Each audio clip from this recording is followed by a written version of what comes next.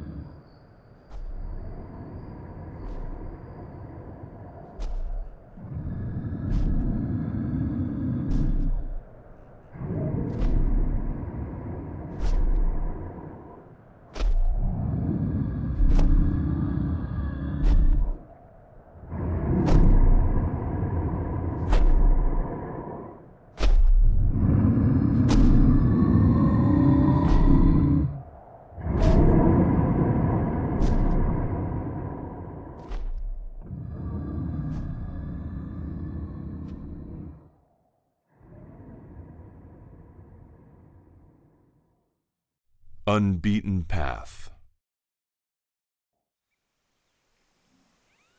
Waves of heat obscure the railroad tracks as they disappear beyond the desert horizon. It's quiet. Then the rumbling. Small pebbles situated on the rails start trembling as the intensity of the rumbling grows. A horse's hoofsteps near the tracks. On it sits William Carter, 30s, rugged good looks. A faded scar runs down his right cheek. He stares intently into the distance.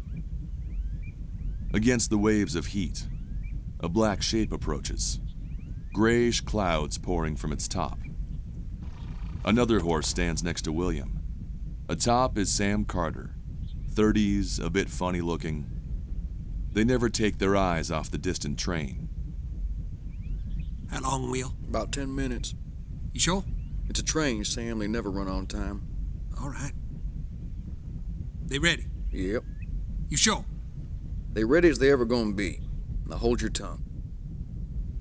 Feeling a little regretful, Will? Not yet. They both pulled the bandanas tied around their necks over their noses, obscuring their faces. Let's go. They ride off, away from the tracks. Moments later, they seem to have vanished, swallowed up by the earth. Black and shiny, almost like new. Ash-gray clouds bellow from the smokestack above the engine, with the deafening sound of the gears moving the massive line of cars behind it. In the train, well-dressed ladies and gentlemen are discussing the matters of the day, some sipping coffee or tea, others staring at the unending landscape. Alyssa, 20s, enters. She has beautiful raven hair and wears a lovely dress. She is from money, certainly. She looks around the car and notices someone. An old man, Herbert Willis, 70s, sitting near the front, watching the world pass by. His hands rest on his cane. Mr. Willis, so nice to see you. Elisa, my goodness, look at you. Always a pleasure. Would you like to sit with me? I would be delighted. She sits next to him.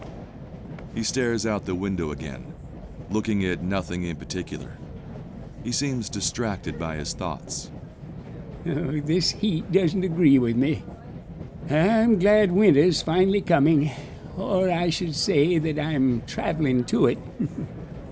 Shame, I adore it. I think the dry earth is so fascinating to look at. The cracks and pits. Your father told me you plan on pursuing medicine, despite his best efforts to dissuade you. Father is just... He's got his head in the past. Well, I think he's got a point. Fine young ladies such as yourself could easily find a suitor who can take care of you. Maybe in another life. What's funny? Oh, nothing. Miriam passed on. My goodness, when? Oh, that's a rude question. How are you doing? Yeah, best as I can be, I suppose. What is there to say? 44 years together. It's so awful. How long are you staying in town? A week. I have some business. Well, let me take you out a night or two, help you cope. Oh, it's very kind of you, but I couldn't impose. It's no imposition, please, sir. It would be more for me than you anyway. Herbert smiles as he considers it. You're a hard woman to say no to. She smiles right back. Directly in front of the train, about a quarter mile up, a wrecked stagecoach sits on its side on the tracks. Wild showers of sparks scatter from the wheels as the train slows to a halt. In the passenger car, the entire room shifts forward. Herbert nearly falls off his seat, and Alyssa's ribs ram into the table in front of her. The engineer squints in the bright sunlight. There's just the stagecoach, nothing else around for miles, aside from an old wooden sign a couple hundred yards from the train reading, "Open Mine, Danger," in faded text near some large stones. Pete, I think we got a problem. Back in the passenger car, Alyssa cradles her injury. Are you all right? He nods. Everyone looks around, wondering what's happening. Is everyone all right? Some scattered responses as people collect themselves. Outside the train, it's quiet. The smoke wisps at the top of the engine. Suddenly, right next to the wooden sign, the desert seems to spring to life as a large wooden hatch covered with dirt flies open, with 5 men and 1 woman, Henry, early 20s, William, Sam, Joseph, Daniel, and Jane, all 30s, 40s, exiting on horseback, escaping the obscured mining tunnel. They carry pistols, their faces hidden by bandanas in the shadow of their hat brims. They converge on the train, their movements precisely calculated. In the front of the train, the engineer is startled, and his 60-odd years hit on him hard as he fumbles for the revolver attached below. Pete! Pete! He grabs for it, unhitching it from underneath a side compartment, and stands up. As he does, a gun barrel presses into his cheek. Drop your weapon now. He's leaning in through the side window, a pair of wire-rimmed eyeglasses sitting on the bridge of his nose. Despite the bandana, you can tell there's a smile on his face. Drop your weapon and ain't no harm will come to you. That's my word on it. Meanwhile, Daniel, Jane, and Henry, the young guy, proceed to the back cars. On their backs, they each carry several empty burlap sacks. William and Sam converge on the passenger car. They jump on and move inside. Now you all pay attention. We don't mean you no harm, so y'all just sit and don't pay us no mind. We'll be gone right quick. William is very measured and calm. Sam, on the other hand... Y'all motherfuckers hear that? Everybody sit in their fucking seats, now! Everyone standing quickly sits. In the back, a mustachioed man watches nervously. Attached underneath his coat is a gun belt with a revolver tucked inside. Dare he? Excuse me. William looks and Sam whips around. The conductor is a hefty, balding man. A prim uniform that's a little tight stretches across his bulk. He's got his hands up to show he's not carrying. Get down on your knees, right now! Please, why are you doing this? You're scaring these fine people. Sam goes over to him and whacks him across the face with the butt of his gun. He falters to the floor, down on his hands and knees, blood dripping from his mouth. When I tell you to do something, you do it! Hey!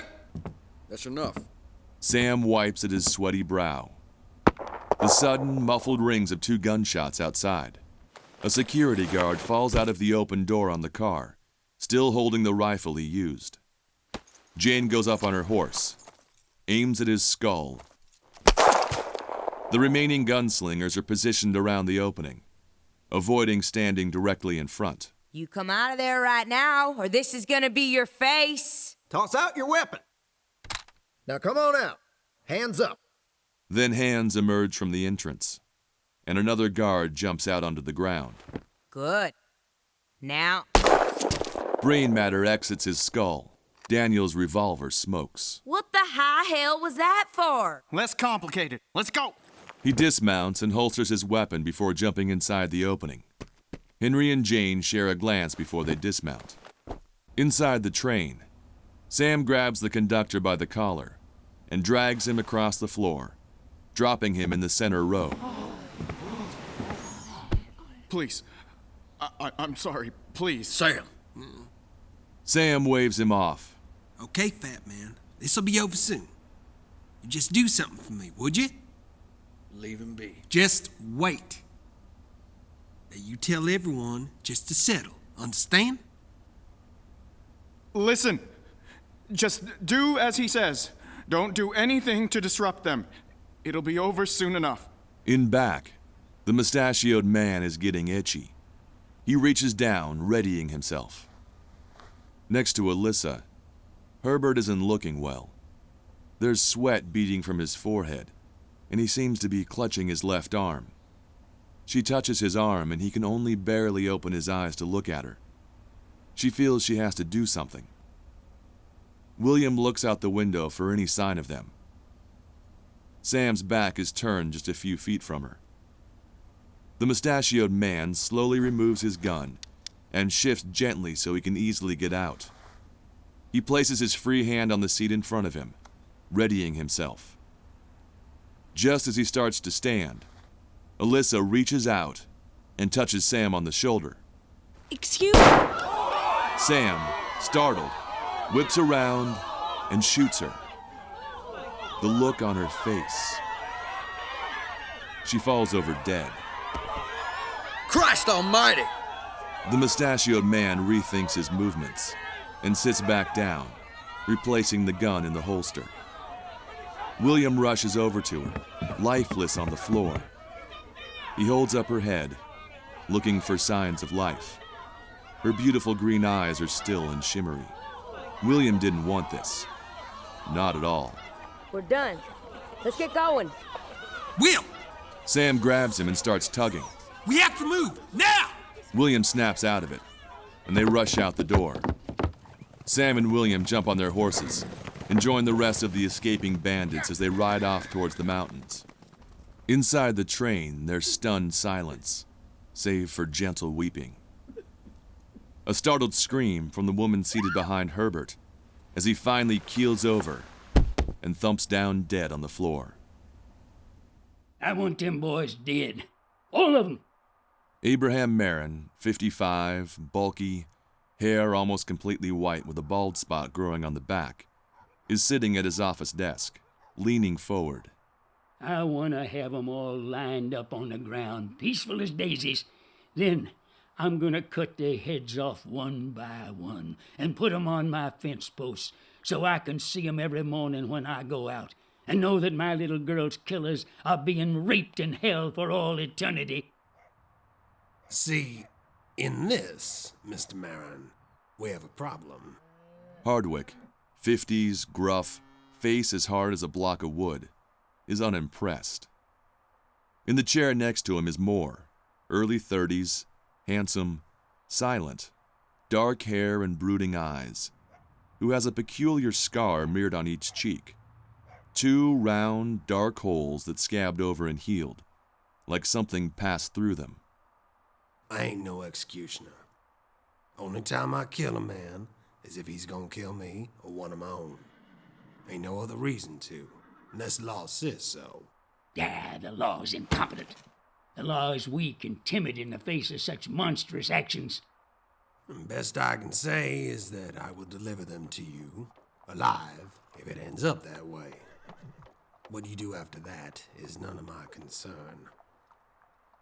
Come to think of it, I'm surprised the reward for them boys ain't higher, considering their crimes. The federal government has enough troubles dealing with the niggers and the Injuns, so we have to take up the slack. And this area is broker and a 75-year-old prostitute. That money they stole was our rescue blanket from Washington. And since it ain't Washington's money no more, they couldn't give more than a squirrel's pecker of care to it. So, they stole the money that would have otherwise been used for a sizable reward. Is that amusing to you? Mind you, I ain't saying it's right, but it's pretty damn funny. And is your partner here gonna say anything on this whole matter? Don't find much need to, seeing as how I made our terms perfectly clear. But if he doesn't speak, How am I to know if his character and commitment are as strong and vital as yours? What is he, a mute? You hiding something in that mouth, son? My partner doesn't care to converse, and is as firm in his hold to the law as myself.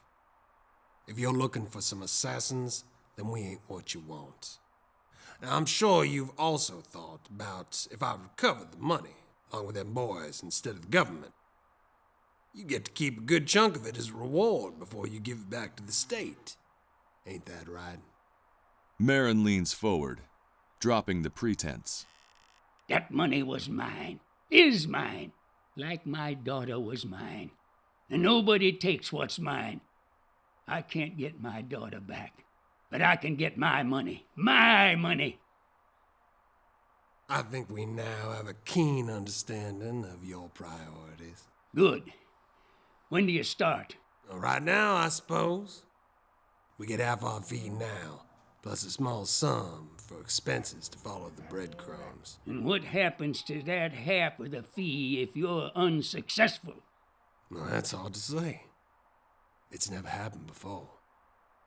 They just stare at each other. In town, it's quiet, dark. Just the gas lamps lighting the streets in a hazy yellow glow. The outlaw group rides into town and finds a place off to the side to tie up their horses. They dismount. Holy Christ, that was amazing! Keep your holler now. But yes, it was. Y'all did well, though I would have approached the situation on the train a little different. Oh, don't worry about it. Nobody knows we're here. Nobody knows where we're going. We are just F-fucking-I-N-E fine. Besides, they would have died eventually. Something.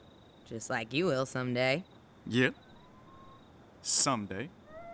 Joseph ties up his horse and is gently petting its muzzle in a certain way. He's talking very softly to it, like a child. Good girl. You're a good girl. Sam finishes tying his own horse to the post and starts to wander. Sam, where you heading? Ain't you gonna come celebrate with us? I fancy myself a beverage. Maybe whiskey this time. But you hate whiskey. Daddy always liked it, so I think I should celebrate with it. Give it another try. William just shakes his head disagreeably as Sam ignores him and goes to find a bar, the satchel of gold strung around his shoulder. After finishing with his horse, William starts walking away to find his own escape. Daniel slaps a hand around his shoulder. Hey, where are we heading to? Cloud my head. Maybe celebrate a bit. You mean clear your head? Well, where's the fun in that? That's the spirit. He smiles as William shrugs off Daniel's arm while Joseph follows behind. At the horses, Jane and Henry have caught each other's eyes. Exciting day. That it was. Could still be exciting. Could it now? Why don't you take me up on my offer from before? Work off some of that excess energy. All right. But understand, I ain't looking for nothing else but a dick in me. And just for tonight. You get me? Henry just smiles.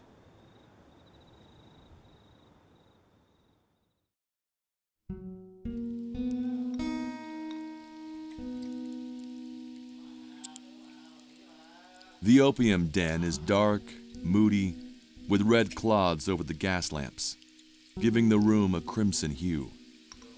Chinese women wearing beautiful shawls and too much makeup are draped across the comfortable couches.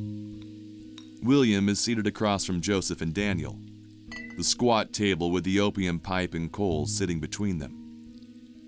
William holds up the pipe, long, ornate, looks like a black flute with a bulb at the end, and uses tongs to grab a hot coal that sits smoldering in a box filled with ash. Next to him on the couch is his heavy-looking satchel. There are similar ones next to Joseph and Daniel. He places the coal to the bulb of the pipe and inhales, holds it. He breathes out the reedy white smoke. He passes it to Joseph. None of that for me. So William hands it to Daniel. Old lungs can't take it? I learned to enjoy staying sharp in the war. You stay sharp, keep your wits about you, stay alive. Fuck the war. You look too young to even been in it.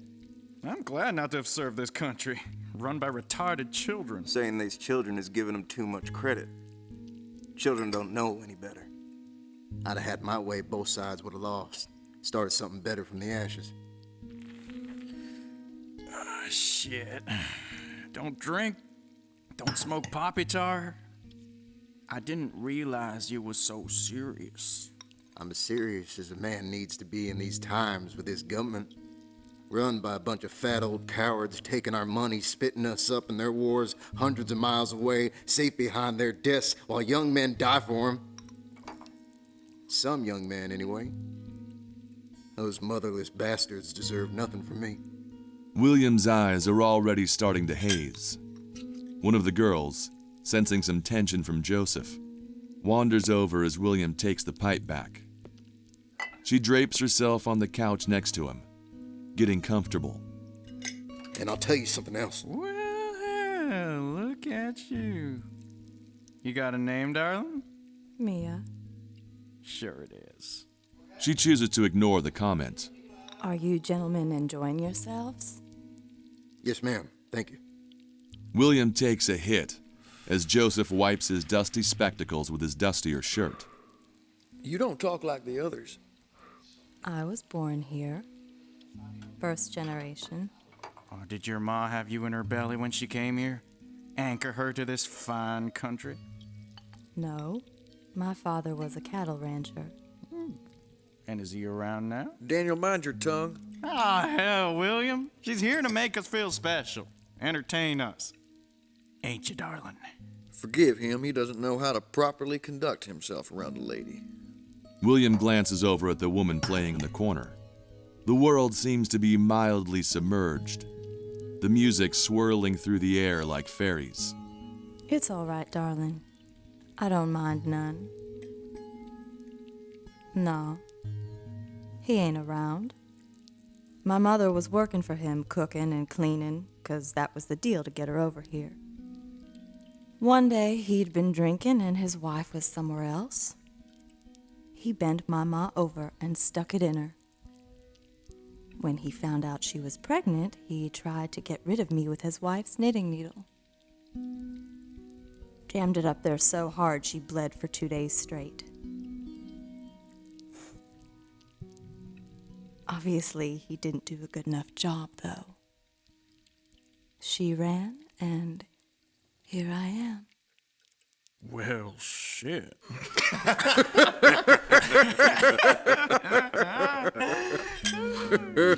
Daniel taps the couch next to him. Why don't you come over here and tell me all about your troubles? Meanwhile, William sees a Chinese man, 50s, with 2 missing arms sitting on one of the couches against the wall. The loose flaps of his shirt's arms folded up and pinned to themselves. With him is a 20-something white woman who's in a lovely dress with a silky Asian flair to it. She lifts a glass of straight scotch to his lips so he can drink. William attempts to stand, although his legs aren't cooperating. He finally manages, grabs his gold-filled satchel, and hands a single gold piece to Mia. Ma'am? She examines it in the soft red lighting. Newly minted, the light catches it just so. Daniel looks at her expectantly, with that amorous look in his eyes. Mia just smiles a little, knowing what she has to do for her job. Meanwhile, William goes over to the Chinese man's area. Excuse me. Mind if I sit a spell with you? The Chinese man looks him up and down. And you are? A fellow traveler, and one who wants to buy you a drink. I suppose a drink for a few moments of my time is a reasonable exchange. He motions with his head for him to sit. William waves at a waitress and motions for another drink for the man. You seem troubled. Yeah, I got troubles. Look on the bright side. At least you can still wipe your own ass. Well, mister? You can call me William. William, what is it you wish to discuss as I drink my drink? Which arrives just then. Well, not too often you see a man lacking both arms, and it's even less often you see him with a servant girl, let alone a white servant girl. Yes, I am quite the puzzle. He turns and looks at his servant girl with lust. He moves his face right next to her cheek, breathing with that animal desire bubbling to the surface. She looks meek and not at all like she's enjoying it. But she doesn't resist. Well, I was just wondering how a man such as yourself ended up in this way. Solve the puzzle for me. When I first came into this country, opportunity seemed endless, but out of reach. Everyone struggled and couldn't make their way, no matter what the dedication. Do you know what I mean? All too well. And so, I decided to make my own fortune. I went looking for gold in the mountains nearby with other stout men. We had tools and ambition, but it wasn't enough. So what happened? Some places are inhospitable to man. They were abandoned by the gods long ago. And so, when we travel there, all we find is our own death. And often, it's not so very difficult to fall into these holes in the world. One wrong step, one mislaid twist in the path, and everything else falls away. I suppose, but I have to ask. What happened to your arms? Let me show you something. He motions to the servant girl, and she deftly removes a photo from a pocket in his shirt. She sets it down on the table, and William looks at it. Washed out daguerreotype, sepia tone, low resolution, and some motion blur from the long exposure time. But the picture is recognizable. Two grizzly bearded men, carrying rifles, stand posed next to a large, hairy creature that's been strung up by its legs from a wooden overhang. Despite the pole towering the men, the creature's head and arms drag limply on the ground. It's dead. What is this? It's what took my arms. What is it? A bear? Not a bear. Not something so simple. To this day, I don't know what to call it. But when I found this picture years ago, I knew what it was. William picks up the photo and focuses on the distorted face of the creature. Dark, black eyes, its mouth slack and open, hiding what appear to be rows of teeth. He looks deeply at it. If only he could see it more clearly. That face. The servant girl snatches the photo back and places it in the man's pocket. I keep it with me always as a reminder of how cruel and indifferent the world can be. Tell me something. Have you ever looked into a man's eyes as he died? Too many times. Then you know. To see a man become a lifeless doll, how it haunts you, changes you, especially when those dying are your friends and your family. But I, Mr. William, I refuse to give up. I refuse to let those deaths prevent me from living, from thriving. Do you know what it's like to drag all you have in the world in a sack you hold by your teeth as you bleed on the ground? Every movement and effort, every step, more pain. And this is the secret to your success. He looks William dead in the eyes. When everyone around you is lost in madness, the smart man runs and takes what he can. Gunshots from outside. William is suddenly at attention. Appreciate your time. And yours. He grabs onto the couch, letting the blood circulate before hitching up his satchel and stumbling into the night. Out of the local bar stumbles Sam in a racing shamble, his gun aimed back at the entrance. He's haphazardly carrying the same type of satchel as William. Fuck you! Fuck all y'all! Christ! William runs out, trying to maintain himself. Sam! Sam, what in hell are you doing? Well, William, you can help. He did me wrong, Bill. He did me wrong. Who did you wrong? The bartender bursts out of the bar, brandishing a rifle. Never mind. Where is you?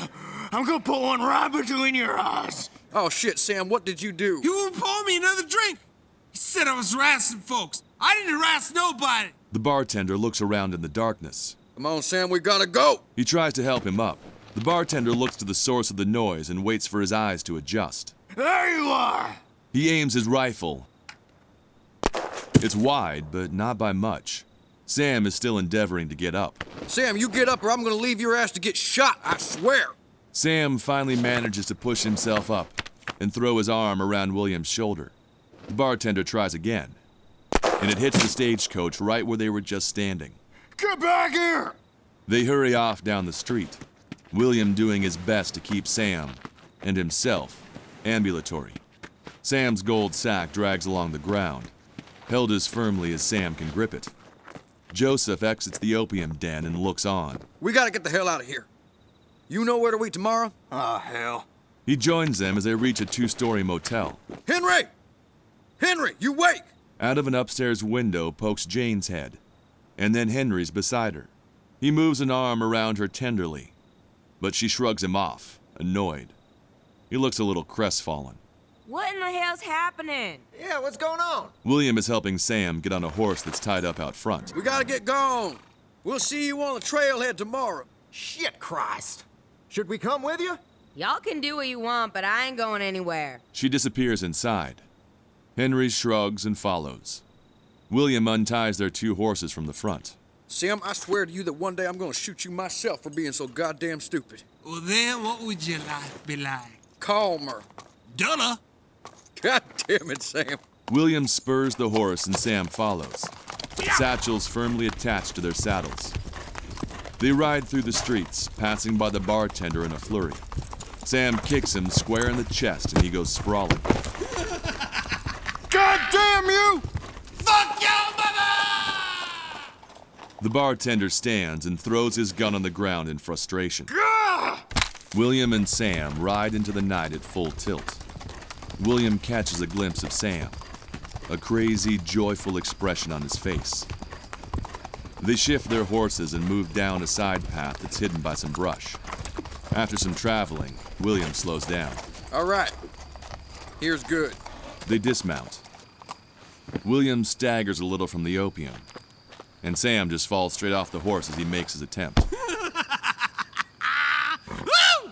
That was some show! Yeah, it was. William ties up the horses as Sam catches his breath.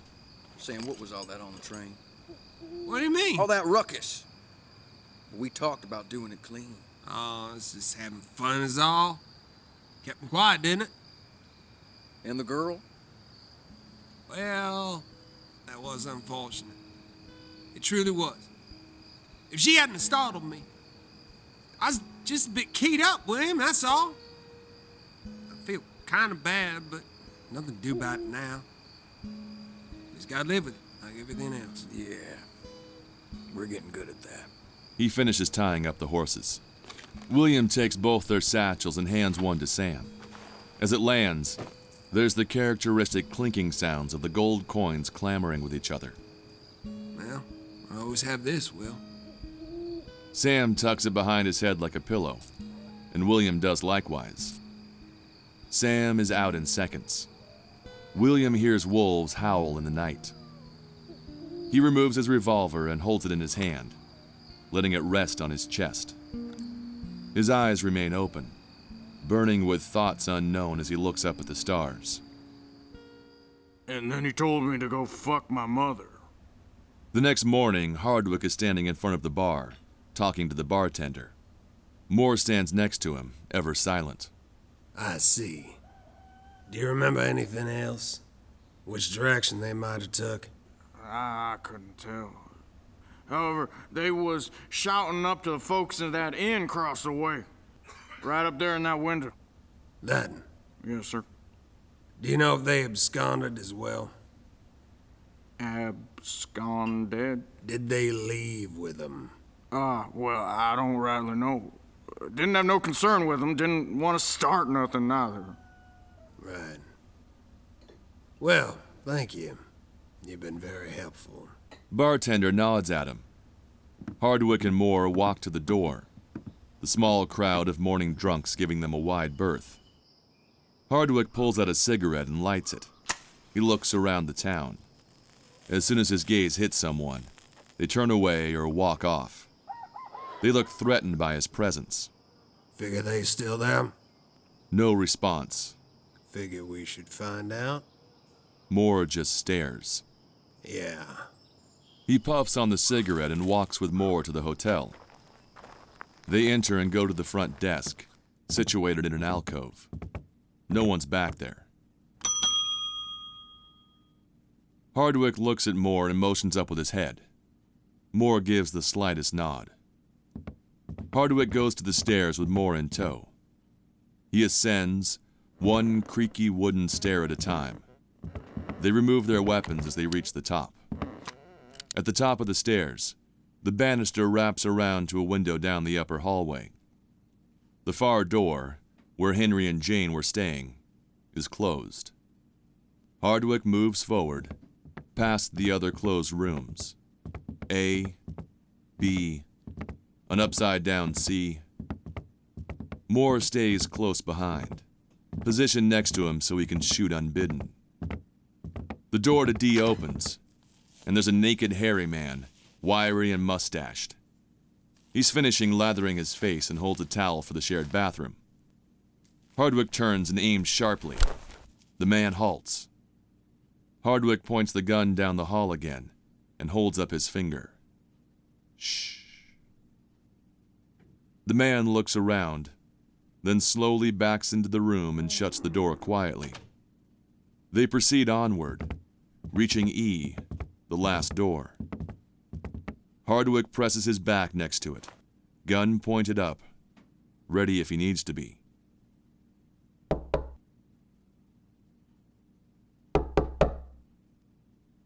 He presses his ear to the wall. There's the slightest sound, movement. He puffs on the cigarette that's still loosely held in his mouth. He pulls away and nods to Moore, who hunkers down. Hardwick pulls out his left side holstered gun. The lock breaks the wood frame as it opens. He aims, ready for anything. But no, there's nothing. He glances in. The sound was the drapes blowing in the wind, knocking their weighted bottoms into the wooden frame. He's gone. Hardwick and Moore turn abruptly. Whoa, you just settled. A very portly man stands near the other side of the stairs. He wears suspenders and has obviously poor hygiene. Random bits of stuff are stuck in his wild, curly beard. He's holding a cheap, filthy spittoon bucket in his hands. This is my establishment. Hardwick and Moore glance at each other. They lower and holster their weapons. When did they leave? This morning sometime. They was heading up the trail to the mountains last I saw. He leans his head down and a gooey stream of liquefied chewing tobacco runs into the bucket, some of it catching in his beard. Hardwick and Moore stare unfazed, a trail of smoke drifting up from Hardwick's dangling cigarette. William is still asleep, his hat brim placed over his eyes to block the sun. His gun is still on his chest, his finger rested across the trigger. A boot presses down with gentle yet firm force on his wrist, trapping the gun to his chest. He immediately wakes and pulls the hat off his head. He tries to jerk the gun free out of instinct, but it won't move. He looks up and sees Jane. That for me? I try to have high regard for the people I have to kill, so I wouldn't worry none. She huffs and lets him pull his arm free. He checks that his satchel is still there before he sits up and looks around. He spots Sam off the trail a bit, giving sounds of relief as he pisses on a tree.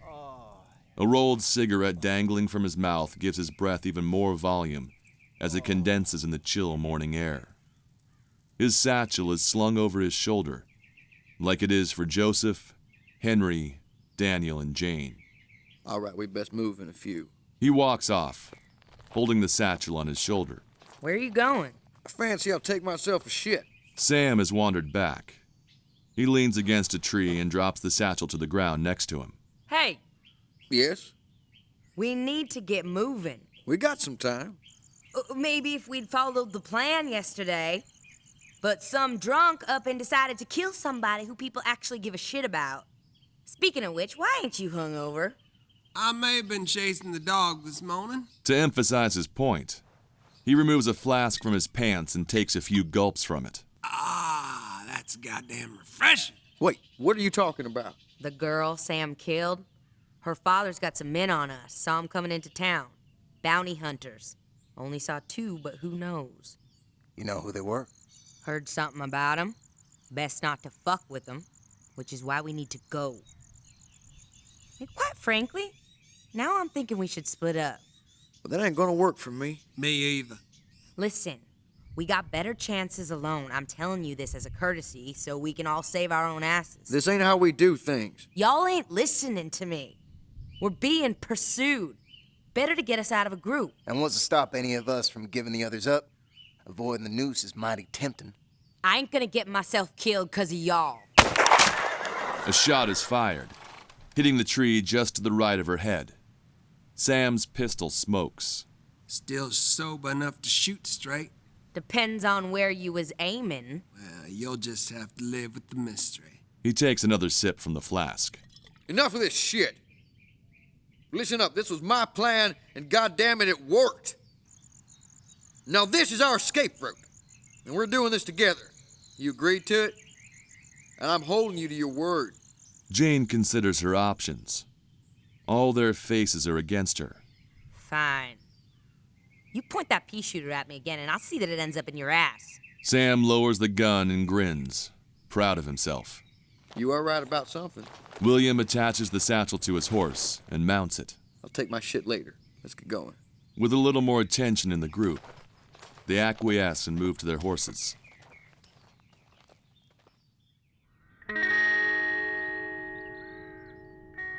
Hardwick and Moore have stopped on a dirt road. Hardwick is holding the horses off to the side as Moore examines the ground. Hardwick just stares, slit-eyed, the bright early sunlight finally heating the air to above frigid. On the ground are a myriad number of hoof marks, wagon wheel tracks, and footprints.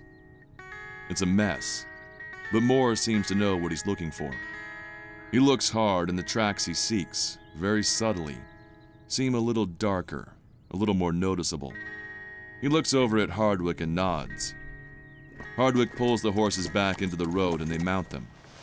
Moore gets out in front and they speed off into the new day, detouring down the pathway next to the one that William and Sam took.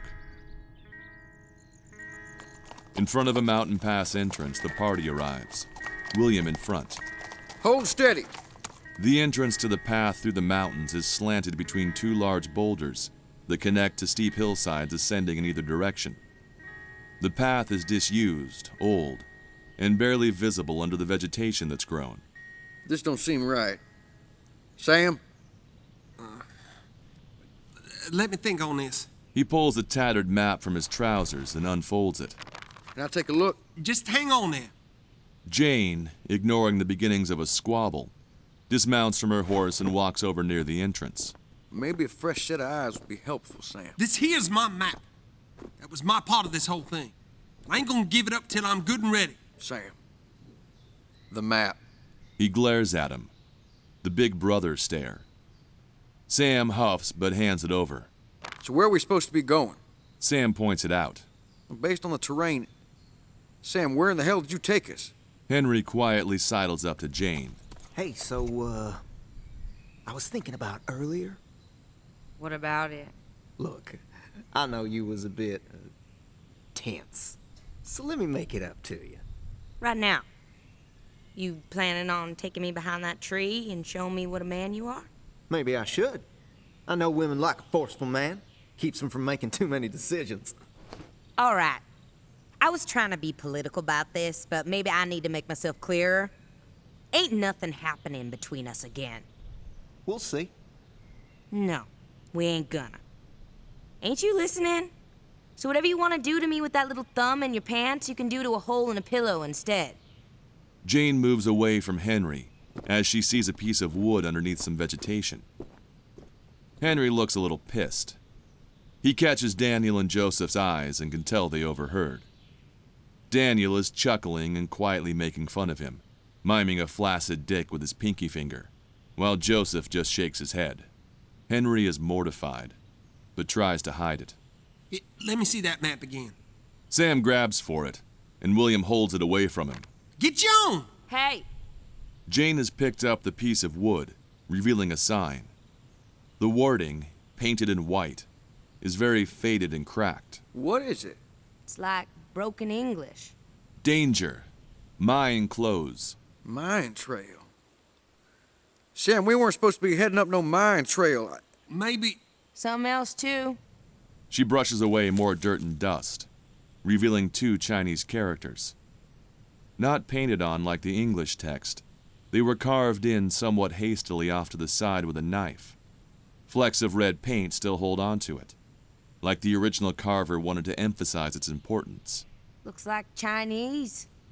Maybe Japanese. I don't know any of them chinked languages.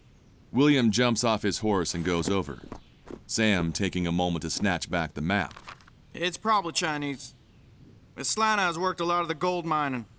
Don't know why they'd be all the way here. Then again, must have been a mistake if that sign's to be believed. Can you read this? No, I like to fuck 'em, not talk to 'em. You know, I think I found where this is. It'll go through, but take longer. We should try to find the other. A shot rings out, the round kicking up a fuss of dirt in front of Sam's horse. Another shot passes through Henry's horse's leg and collapses, hurling him to the side. Immediate tension as everyone draws. Henry recovers, while Daniel, Sam, and Joseph all quickly dismount. They split between the 2 sides of the circular clearing in front of the path, hiding behind some boulders. Who the fuck is shooting? A voice comes from the tree cover. My name's Hardwick. I'm here on behalf of Arthur Marin with a team of men that mean to bring you all to justice for the murder of young Miss Alyssa Marin during the armed robbery of a train. Hardwick is laid flat up on one of the hillsides, Moore crouched nearby him. A team, huh? A team only shoot 2 rounds at a time? Warning shots! From cover, Henry aims his gun at his horse as it struggles in pain, unable to stand anymore. Hell of a warning shot. A splash of blood from its skull. Stillness. You thinking about shooting my horse, you better reconsider things right quick. I'll kill any man that hurts my horse. You get me, old man? Old man? Ain't no harm gonna come to anyone or anything else as long as you surrender. That's my word on it. Down by the rocks, Sam looks at William on the other side of the divide as he squats with Jane and Daniel. They catch each other's eyes. Sam holsters his weapon. What are you doing? Sam raises up his hands. Hardwick shares a glance with Moore. Sam stands and walks out from behind the cover. Am I to understand that you are surrendering? I didn't say all that. Then just what are you doing? Well, seeing how we're worth just as much dead as alive, and I doubt Miss Alyssa Marin. Right. I doubt Miss Marin's father will be very hospitable to us. So I just as soon as you do it now. That ain't how this works. Daniel starts to creep over during the distraction.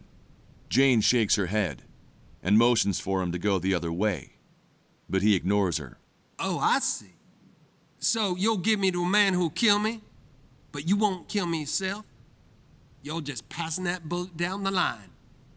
I ain't here to debate the finer points of my personal philosophy, which, as it happens, does extend to me shooting you if you run or reach for your weapon. So, if you got a death wish, you can make it real easy. I don't want to make it easy. I want to make it hurt.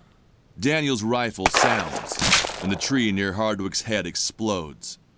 Jane pops up and takes her own shot. It shears off a small bit of Moore's hat. Hardwick and Moore dive down to avoid the gunfire. Sam, William, and Joseph take the opportunity and start firing on them while they retreat up the mountain pass. Only Joseph grabs his horse and takes it into the pass, but they all manage to take their satchels with them on their backs. Jane retreats back with them, going around the way she came. Daniel moves, covering her. As he rounds a tree, one of Moore's shots passes straight through the right side of Daniel's lower back and out his stomach, spraying a mist of blood on the nearby trees. Daniel falls, but the adrenaline keeps him mobile. He scrambles forward, dropping his gun and running. Jane's cover fire puts Hardwick and Moore back on the defensive. Daniel dashes behind her as they back into the mountain pass. Once they get behind the rock wall, they run off. Hardwick and Moore take a moment to see if they're about to pop out again. They nod at each other and emerge from their hiding place. They skate down the steep hill, kicking up a small cloud of crinkled leaves and dust. They stand in front of the pass and look to each other. They's too wound up. They need some time to get tired. Moore goes and sits on a large stone and pulls off his coat. Hardwick turns to see the bloody wound in his left arm. Christ. Straight through, that's good. I wouldn't reckon either of us would enjoy me fishing a bullet out of you. He removes a long white cloth from his coat and sets it on Moore's leg. He also removes a canteen and gently runs the water over the wound. It's tender but doesn't hurt. He grabs the cloth, preparing to wrap it. From above, a few tentative flakes of snow start drifting down from the gray sky. Hardwick holds up his hand and one sets down on his palm. It doesn't melt, though. Not right away. Deeper in the mountain pass, Jane slumps Daniel back against a tree, making a hole in the fine layer of snow already collecting on the ground. He's holding a cloth over the bullet wound on his stomach, but it's already soaked through. Christ! Jane looks down at her hands, covered in blood. She removes a pocketed handkerchief and wipes them down. They all step back and take a look at him. The snow blows down in drifts as the sky darkens further. We need to go. Them hunters ain't gonna be long. I saw one of them get shot in the arm. Don't know how long that'll hold him, though. Anybody know who got him? Shaking heads. Daniel clutches the cloth. You gotta help. Son, I seen a lot of men in your position. Ain't no help for you. I don't. Fuck! Maybe it's time to put the dog down. I done it for some of my men during the war. Ain't no shame in it. No! If I'm gonna die, it ain't gonna be one of you fuckers that done it. We don't got time for this. Sam crouches down next to him. Daniel's eyes flutter and start to glaze over. Sam pushes his body forward. What are you? He unhitches the sack from around Daniel and pulls it out. He undoes the string and opens it. The gold coins inside are specked with blood, soaked through his back and the satchel. He tugs his own sack off his shoulder and sets it down. The rest of the outlaws move in and unhitch their own sacks. Snow catches in Daniel's frazzled hair and beard. It's getting warmer. You feel that? William reluctantly squats down to open his satchel up and pauses a moment as he catches Daniel's eyes. He's almost gone. Daniel's head gently lolls back, unable to support itself. I didn't think it would be. But he never finishes his thought. His movements stop and eyes go glassy. William sees the life leave him. A snowflake wafts onto the surface of his eye and melts. No reaction. Stillness. the fear forever frozen to them. Now he's just a body in a radiant pool of bloody snow. Sam tosses 2 gold coins at a time into each sack in order, splitting it up evenly. There's no fuss about it. The sky is increasingly dark as gunmetal clouds empty snow to the earth below. The barren trees and evergreens are being weighed down by more white every moment.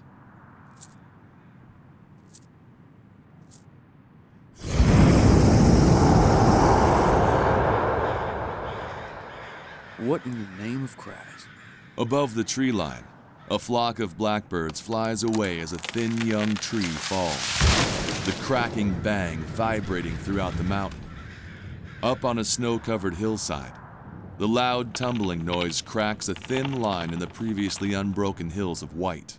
Some kind of animal, maybe. I ain't never heard nothing like that before. They pause, waiting. Well, whatever it was is far enough away that we can't worry about it. They have the advantage on us coming from higher ground. We should go now. We need to figure out our supplies first. Only one of us has their horse and supplies here, but that ain't gonna last long, and I don't want to sleep hungry in the snow. And just when did my horse become everyone's supply mule? You ain't got no right to what I brought. I think you owe us, quite frankly. You took that horse and escaped while we was doing all the heavy lifting. Some fucking soldier. We ain't in the war. And I care a lot more for that horse than any of you fuckers. You ain't taking my food, my clothes, none of that. Joseph's hand is drifted down to his holstered gun, the other tightly holding on to the reins of his horse. Sam moves to pull his if necessary. Everyone gets a little more tense. William stands between them and holds up his hands. Now, this ain't the time for this. Nobody could have predicted them two coming for us right then, but that's what happened. You got your horse, we didn't. We got to be intelligent men about this. William glances over at Sam, who's got this hungry look in his eyes. Jane's right. We need to get moving. We can discuss the food situation later, after we get ahead of this. You hear me? Sam locks eyes with him. He's annoyed, but relaxes his posture. William looks to Joseph. Yeah, all right. But I'm staying in the back, if it's all the same to you. William nods and checks with everyone else. Nods all around. They start walking forward again, leaving behind Daniel's freezing corpse. The snow is coming down harder now, limiting visibility a bit. Ahead of them is a narrow ridge carved into the mountainside. There's enough room for the group to move through it one by one, although barely. William looks back. Everyone understands the danger. They start crossing single file. William, Sam, Jane, Henry, and Joseph, in order. William glances down into the swirling snowy darkness next to them. If they fall, there's no coming back. They are cautious about movement. No talking, just walking slow and steady. Henry looks at Jane's satchel, hearing the steady clink, clink as she walks. Further, he looks at her hair. In turn, Joseph watches Henry's bag and looks into the abyss next to them. The thin crack in the snow starts to grow. It reaches out like a slow-motion lightning bolt, extending farther. The crack is situated on a rocky incline just a ways above them. They cross below, oblivious to the slowly increasing pressure of the snow. William is about halfway to the other side. He watches his feet, only glancing ahead. The crack continues to stretch.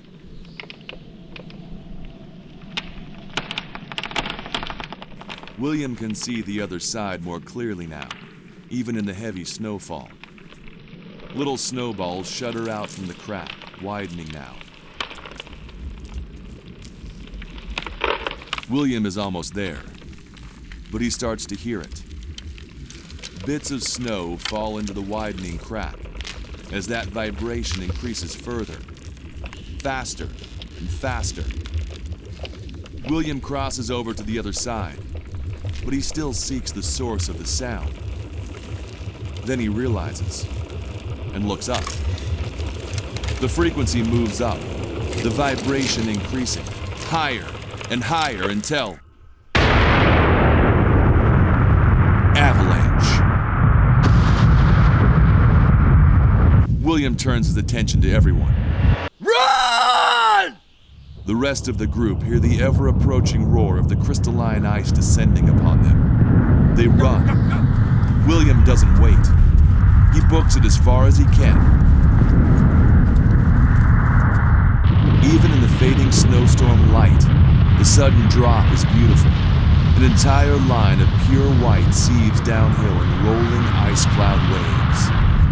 Sam crosses and books it after William, with everyone not far behind.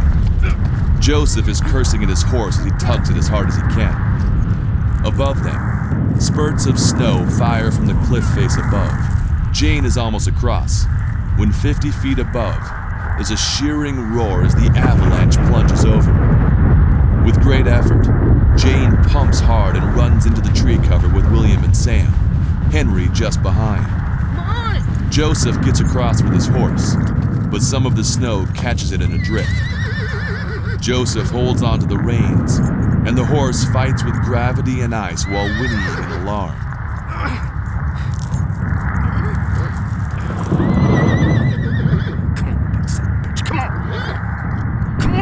Joseph sees his satchel dangling from the side of the horse, a few gold pieces catching the light as they fall into the pit. Joseph has renewed energy, digs his heels in, and pulls with every bit of strength he's got.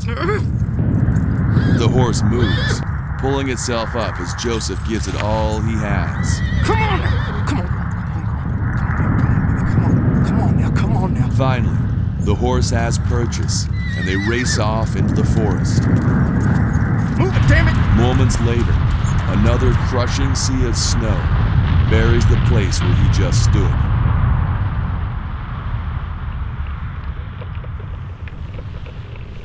The avalanche slows and halts. The pass is completely buried now. Everyone is gathered in the forest, well past the avalanche. They look around, catching their breaths, meeting eyes. Joseph goes to his horse and removes his satchel, opting to string it over his shoulder. Still settling their nerves, Jane motions ahead. There's a clearing in the snowy tree cover. The group enters the clearing and is astonished. The small circular opening in the tree growth is covered in blood, the red contrasting strongly with the light snowfall. There are body parts of what appear to be wolves everywhere, as if they were torn apart very violently. Crimson slashes the trees like gruesome fingers. William is the first to step into it, carefully avoiding entrails. Where the fuck are you going? Just hold on.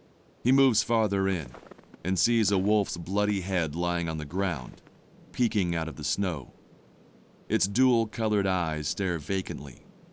William leans down, getting a better look at it. Its one eye, a brilliant emerald green. Closer. Sam has wandered into the clearing, fascinated with the entrails. His eye catches on a trail of blood in the snow, mostly covered by fresh fall, but visible nonetheless. He walks along it. What happened here? Probably a bear. Ain't they hibernating by now? Fuck if I know. You think this had anything to do with that sound we heard earlier? It looked like something tore him up for no reason. Do you see anything missing? It came and ripped him apart, but didn't eat anything. Like it just wanted to kill. I'd say that's as fine a reason as any to get the hell out of there. Maybe we shouldn't go this way. You planning on climbing this goddamn mountain? 'Cause I ain't, and I don't see another way. Christ. Look at this. He moves to a tree to point out some very large, deep slash marks torn into the wood. Does that look like a bear? Even if it ain't just a bear, we can deal with it. I wouldn't mind spending a few rounds bringing one down. I can mount his head on my wall. Jane grunts and starts walking ahead, hoisting the satchel higher on her shoulders. Where you going? I ain't waiting around here to be shot or get eaten. I'm heading to higher ground so I can see how to find a way out of this frozen shit pile. You want to stand around playing with your dicks? That's none of my concern. Hey, I'll be up front. Somewhat sarcastically, Jane motions for him to take point. He trudges forward into the tree cover. Snow continues to gently fall. The sun is completely set, and its last light reflects to darker purple on the heavy clouds above. Everyone follows them. Later that evening, the snow has slowed somewhat, but the wind has picked up. Everyone is bracing themselves against it, tugging their clothes tightly together. Joseph's horse is not doing well, moving drunkenly from side to side. Everyone's watching, walking around them as the horse starts to go. Come on, damn it! It's trying to walk, but it starts to shake. Joseph pulls hard again. The horse takes one more step and collapses. You get up! He kicks it hard in the side, but it's done. He looks down at the horse's face, its eyes losing focus, going dim. Joseph falls onto his knees and meets its frightened gaze. Its breath, condensing in the frigid air, starts to slow. Joseph reaches out a hand and pets its muzzle, right in a spot he knows it likes. You're a good girl. Breathing slows. Still. He holds himself steady for a moment, sullen at the loss. He stands up again. Motherfucker!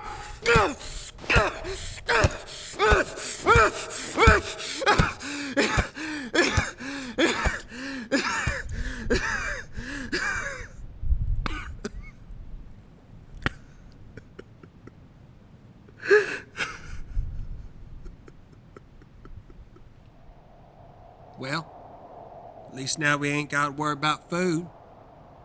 William is slightly put off, but Sam does have a point. Joseph doesn't even say a word.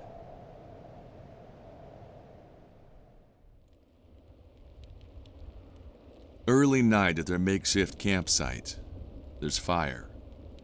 There's a gentle flame going, but it needs more time to grow. William watches it carefully as he crouches next to it. Sam, hand me your flask. What for? Sam. He's annoyed, but hands it over.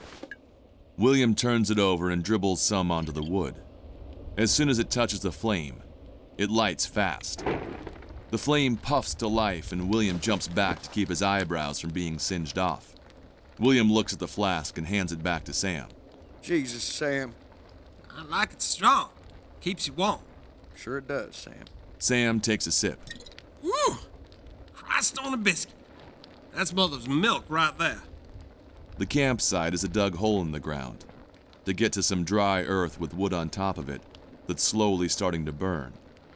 In a semicircle around the fire are a bunch of rocks embedded naturally in the ground, perfect to sit on. Once this thing gets going, we can put some wetter wood on it. Joseph is slicing up the horse. He slices off a piece and slaps it on the tree trunk next to him. Slice, slap. How's it going there, Joe? You ever had to cut up your own horse? Can't say that's an experience I've had yet, no. I had this horse for 2 years. Shot a man who tried to cheat me for him. I ain't never had a better horse. Well, I think that deserves a toast. Sam stands up, clearly a little sauced already, and holds up his flask. To horse. May he be forever with the Lord. Amen. He crosses the air with the flask and swigs. Joseph doesn't even watch, just continues slicing the meat. Oh, I hope I didn't offend you. I meant nothing by it. Here. He hands him the flask. Joseph looks at it. I don't drink. Come on. Ain't no better time than right now, is there? We got a pile of snow separating us from any lawman. No one around for miles. And it's fucking cold. Man's gotta know when to get himself drunk. What better time than now? What better place than here? Sam waggles the flask. Fuck it. He grabs it and downs several gulps before handing it over. Sam slaps his back. That's the spirit. Joseph slices another piece.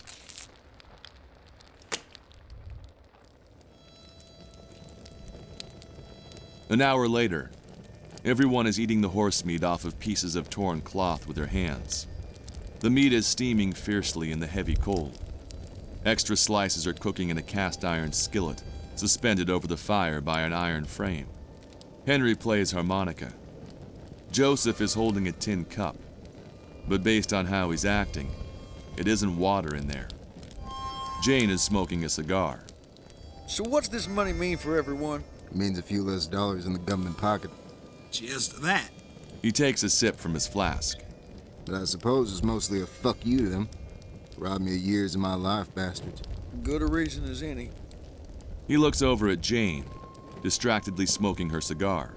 What about you? I got my reasons. Just like a woman to be coy. But women like me, no wealth, no family, nothing good ever comes to us. Everything has walls when you don't have a dick swinging between your legs. That's what this money is. My good thing. My way. No one else's. I figure if there is a next life, I ain't getting rewarded in it. Not after the things I done, including this. 3 people dead. 1 by my hand. It happens when you do a job like this. Necessary casualties. Were they? We didn't have to be there. Didn't have to take that money. We took lives to make our own better. No other reason. Nah. We ain't on the right side of this, no matter how much you cut it. Best to make peace with that. Hell, I don't even know what peace feels like. It's too boring. Sam takes a sip. And what about you two? I disagree with Sam. I'd like some peace and quiet. Thinking of going somewhere warm, like California. See the ocean. You didn't tell me that. It's been something I've been thinking on. Sam takes another drink, not sure how to respond. He looks a little put off. What about you, soldier boy? Gonna stay sober and become a priest? He nudges him. Come to think on it, Joseph. I ain't heard you blaspheme once. You a religious man? Not at all. And you don't just like the way it feels in your mouth? Titty fucking Christ! You give him mind to using things like that, you give him power just the same.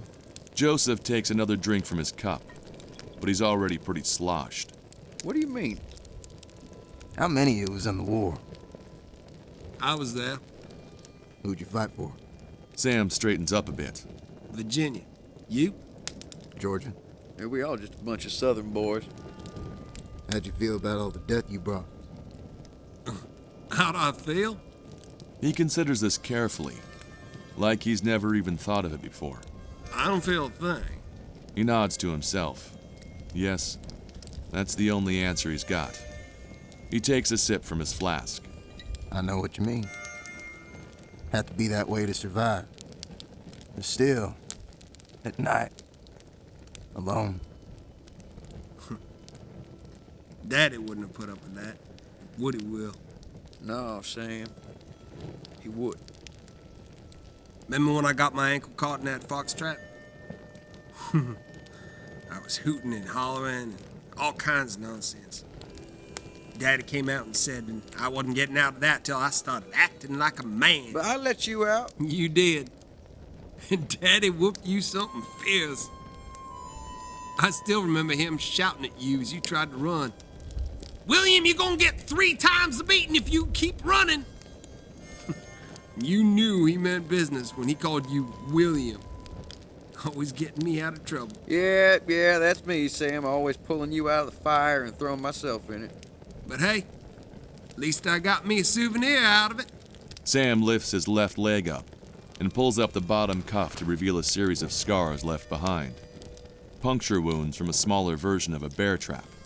Still quite visible, though long since healed. Got any scars, Joe? Nah. I got out without anything to show for it. Hell, I didn't care about the fucking war. I cared about being a soldier. Having some structure to life builds a man's character. The whole fight seemed senseless by the end. Saw some of the best men I ever knew die without a word to their lips. Wasn't like my family owned a goddamn plantation. If your family owned a plantation, then you wouldn't have fought in the war. Yeah, well, I fought because everyone else was fighting. And it seemed like a good enough reason at the time. Nobody dies pretty anyway. You leave anyone behind? Yeah. My daughter. My mother was looking after her. Wife died giving birth to her 5 years before. Well, I was coming back home. The war was still on, but my leg was injured. It had been 2 years, but every day I told myself I was one day closer to seeing her again. And all the death I brought to all those other young men would be worth it. I remember coming into town and I could see my little girl. I got off the horse to go to her. She had gotten away from my mother and was just running for me. I remember every second after that. When I saw her trip, right as a carriage horse got startled. She had fallen to the right and instead of the left, or stumbled and stood, the horse's leg wouldn't have come down on her head.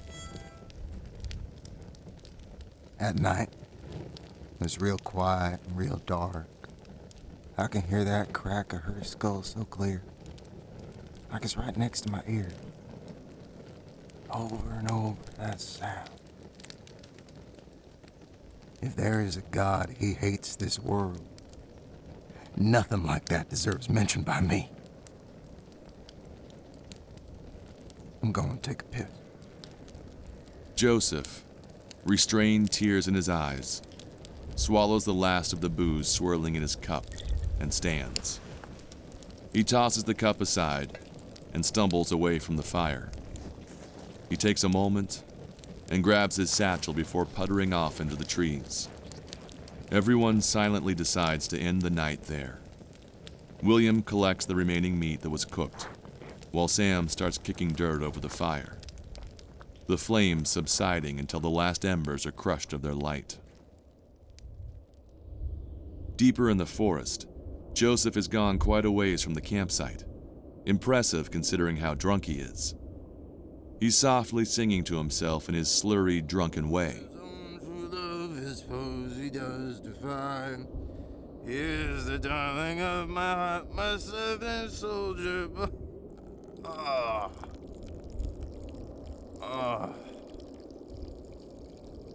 He removes his glasses and dangles them from his hand as he rubs his eyes, yawning. He pulls the front of his pants back up, picks up the satchel, and starts to walk off. But his balance is off. He gets disoriented and stumbles, tumbling down a hill. As he finally lands, his glasses go flying off. He groans and stays down for a moment. In the distance, a match lights up just as the firelight goes out. Hardwick puffs it out, leaving behind the red glow of his cigarette. Hardwick and Moore spot the firelight fade as they move through the forest. It's barely visible in the low light, but a large chasm stands between them and the outlaws. All right, that's far enough. Have to wait until dawn. I figure by tomorrow night, the pit'll close up completely and we can cross. He smolders the cigarette as he looks at Moore. What's troubling you, son? It's hard to read you in the dark. A match lights. Moore illuminates his face and the falling bits of snow. He's careful to place his back to where the campsite was, blocking much of the light. Better. Unburden yourself. Moore pulls his gaze to the ground, where they squat. He starts to draw something unseen in the snow, very carefully. When done, he makes some hand motions over top of it, using his expressions to emphasize them, like some kind of rudimentary version of sign language. That's a bold move. More motioning. Your mother. God rest her soul. I wonder sometimes what she'd think of all this. The match burns down and Moore snuffs it out. He goes to light another. Leave it. Get some rest. I'll take first watch. Moore tries to argue. I ain't hearing it. Father protects his son first till they switch off. That's how it goes. Moore smiles and sighs and moves off to sleep. Hardwick settles against a tree and stares at the moonlight catching the constant snow. Back at the campsite, Jane has pulled her coat over top of her like a blanket and has sidled up against a log for the night. Steps. Closer. Jane moves her hand over her gun, waiting. Then she sees Henry come forward. She relaxes her grip a bit. Hey, we need to have some words. Go to sleep, Henry. Ain't nothing to discuss. I think I just had the wrong approach.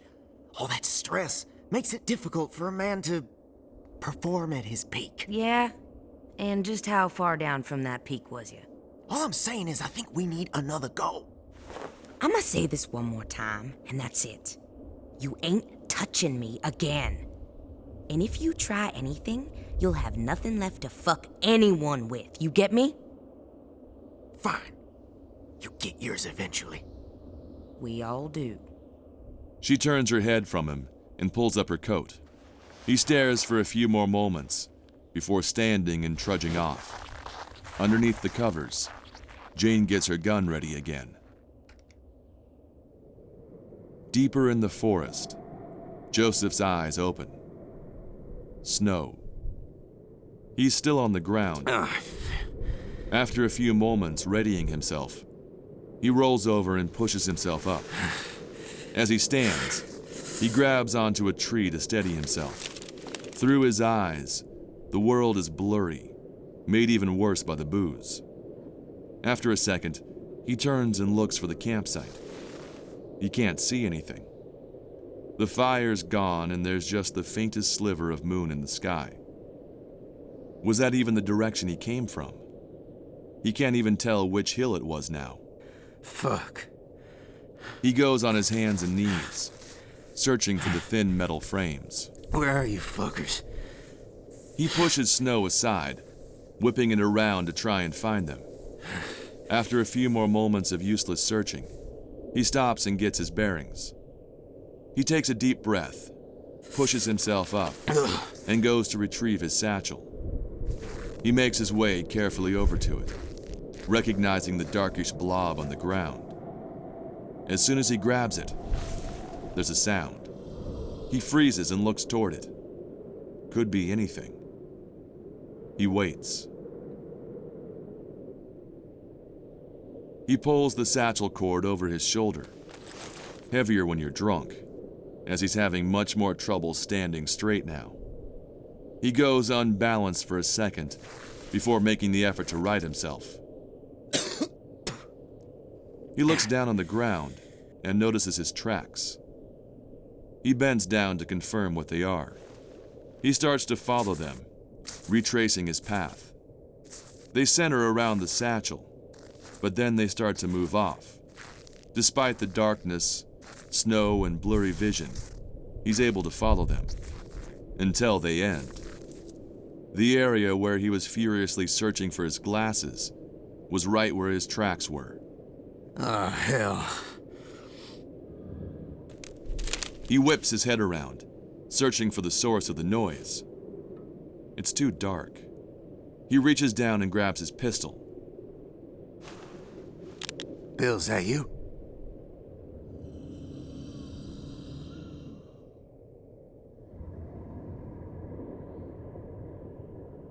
Joseph backs up. Closer. Still too dark. Henry? Jane? Closer. But it's moving now, shuffling around the trees, circling him. The satchel is heavy, and turning around is making the world spin. He keels over and vomits into the snow. He manages to stay upright, supporting himself by resting his hands on his knees, but only for a moment. The satchel finally wins the battle for gravity, and he tips over, falling into the snow.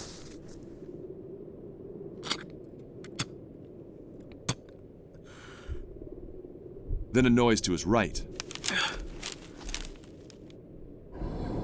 Behind a sizable tree, not but 10 feet from him, crouched down about 2 feet from the bottom, is a face. Not a human face. It's white, and would otherwise blend nicely if it didn't have black eyes and 2 dark, bat-like cavities for its nose. It seems to have thin black lips running across its face in a line, but it's dark and blurry, so it's difficult to tell. Joseph searches the ground for his gun before glancing up again. The face is accompanied by a few white furred fingers around the tree trunk, the palm black like the creature's eyes.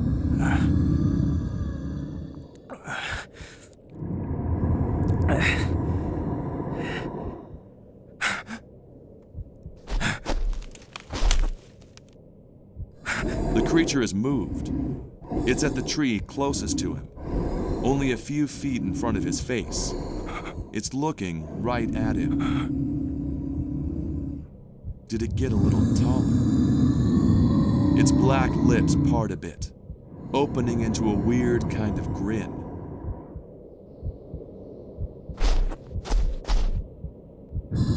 It's squatting right in front of him. He looks up and stares right at it.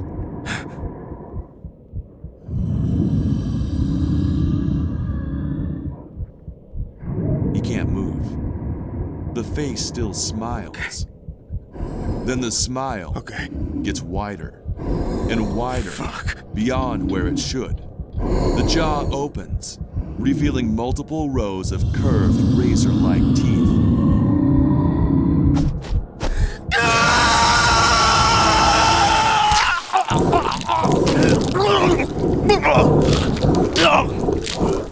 Away from the carnage are Joseph's glasses.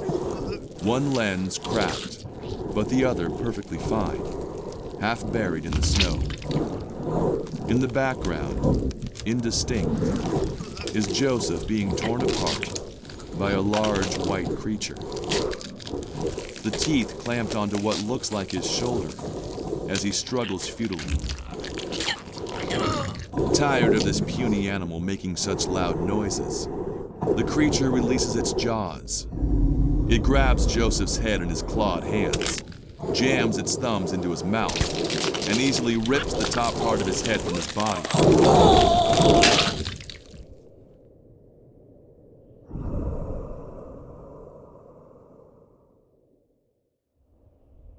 At the campsite, absolutely everyone is awake. What in the holy fuck was all that? Maybe it was a bear. Fuck you, cunt! Call me that again. Do it. William pulls down her arm. Oh, quit your shit. Get your voices down. Whatever that was, we don't need it coming here. Where's Joseph? I think that was Joseph. Well, not anymore. What are we gonna do? I say we go find it. I say we kill whatever it is and wear its fur. You remember when Daddy brought home that bearskin bill? He'd be proud. Sure, Sam, but I ain't in no mood for hunting large animals in the dark, are you? Sam shrugs indifferently as he picks his fingernails with his hunting knife. What if it comes back this way? Maybe we should move. If it sniffs its way back here, it'll sniff its way back to wherever we go. Gotta keep watch. Sleeping shift. You can take my first shift, William. I need my shut-eye. Sam doesn't wait for a response and wanders off. I guess I'll go first then. We can go looking for him tomorrow. You mean go looking for his bag? Like I said, I'll keep first up. Jane, you'll be next. I think I'll stay up just fine. Thank you. He nods. That's fine. She notices Henry staring at her intently as he leans against a tree, arms crossed. They lock eyes for a moment before she moves off. William notices. Like I said, you can get yourself some shut-eye if you want. We should stay close to here, close together. Henry pulls his eyes away from Jane and briefly flickers them at William before detaching himself from the tree to lie down. I think I'll take Joseph's tent. Keep it warm for him. He ducks under the tent flap, disappearing from view.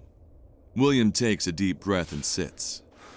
He grabs a rifle from the nearby tree, Joseph's rifle, and sits on the rock set against the tree.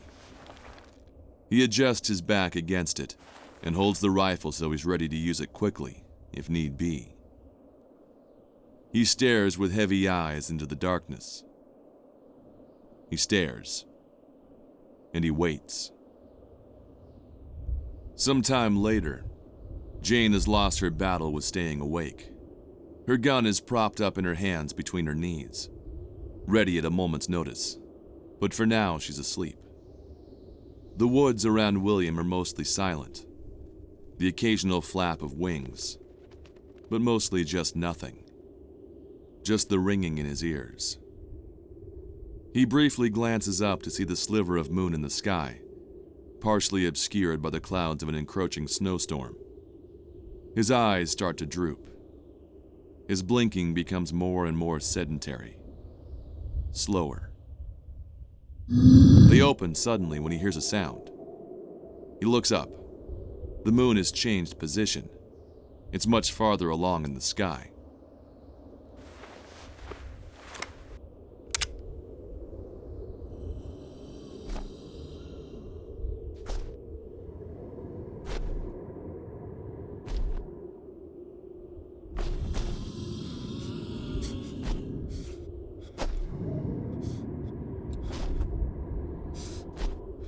It's moving around them, around the camp.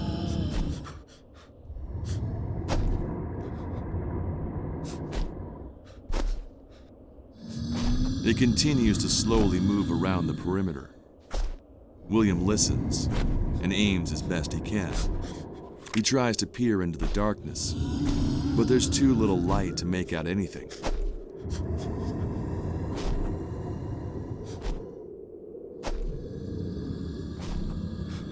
It moves off back into the forest.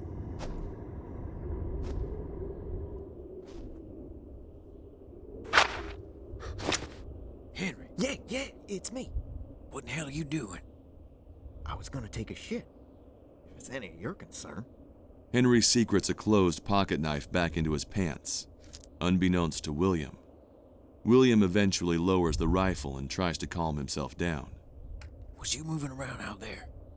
No, I just got up. Did you hear anything? No, Bill. I didn't hear a thing.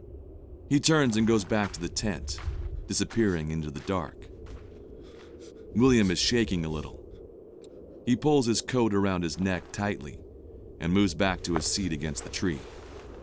No longer tired in the slightest, his eyes stay wide open. Dawn comes swiftly, and the new light hits his face, and he looks awful. He hasn't moved position in the slightest, but his eyes are now terribly bloodshot, and the lines in his face are darker than ever. Jane opens her eyes as the sun falls across them. She slept on her satchel, her arms wrapped around it tightly. A thin layer of snow coats her blanket, which she brushes off. She sits up and looks around, getting her bearings. Shit. Did something happen? I don't know rightly what was out there last night. I know it wasn't no damn animal I ever heard. It was something else. She stands and looks around. Did you see it? Shakes his head. She peers around in the brightening day and notices something. She moves away from camp and examines the ground. Hey, better come see this. William takes a breath and forces himself up. He's very stiff. He takes a moment to adjust himself before he joins her. When he sees what she sees, he doesn't know how to react. On the ground are tracks, partially filled from the snow in the night. They appear almost primate-like, but far too large.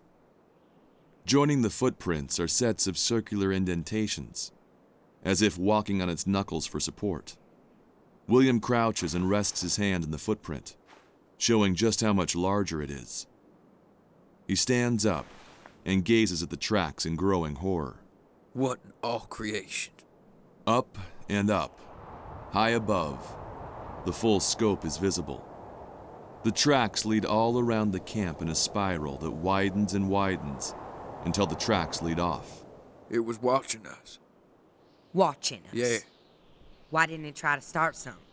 Don't know. Maybe it was curious. What y'all looking at? They notice Sam approaching. He's not wearing a shirt, just pants and suspenders with his boots. Ain't you cold? I like the brisk air in the morning. He takes a sip from his flask, only to find it's empty. He smacks it in his hand. A few drops. He licks the hand. Shit. He tosses it aside in frustration. Yeah, well, get some clothes on. We gotta move fast. Wake Henry up, too. Why?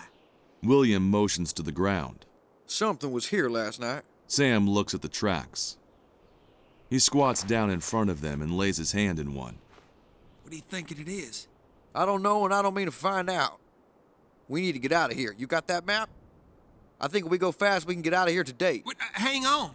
What about Joseph? We ain't gonna be seeing him again. Not him. His bag. You just want to leave all that behind? Sam, we got more than enough. Wait, he's got himself a point. Can't believe I even said that. We don't even know where he is, or at least what's left of him. We can follow the tracks. Look. She points to where the tracks move backwards into the forest. No, we have to keep going.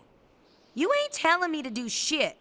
We all agreed if we was killed during this, we split the remainder. I'd like to keep breathing more, and I'd like to be slightly richer, and the more people we have, the more guns we have, the more chance I can keep my heart ticking for another day. What in the sweet fuck is all this noise? Henry wanders up, satchel on his shoulder. There was something around our camp last night. Something big. I didn't see it, but it's probably the same thing that killed Joseph and the wolves. We found him then? No, we ain't looked yet.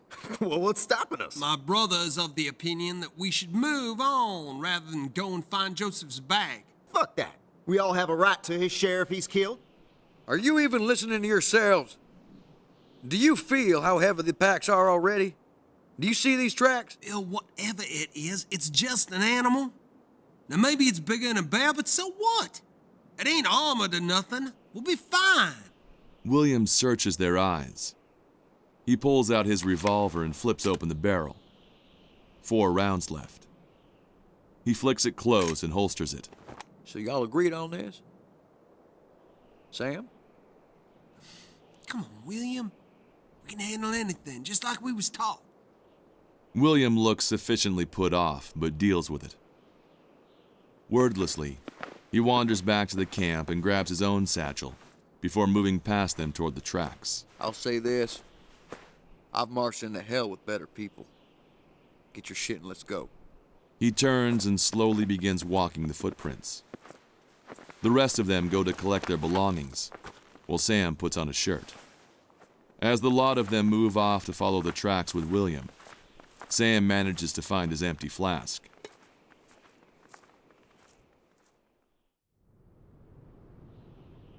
From a snowy hill in the distance, Hardwick spots the group through binoculars as they move off. He lowers them.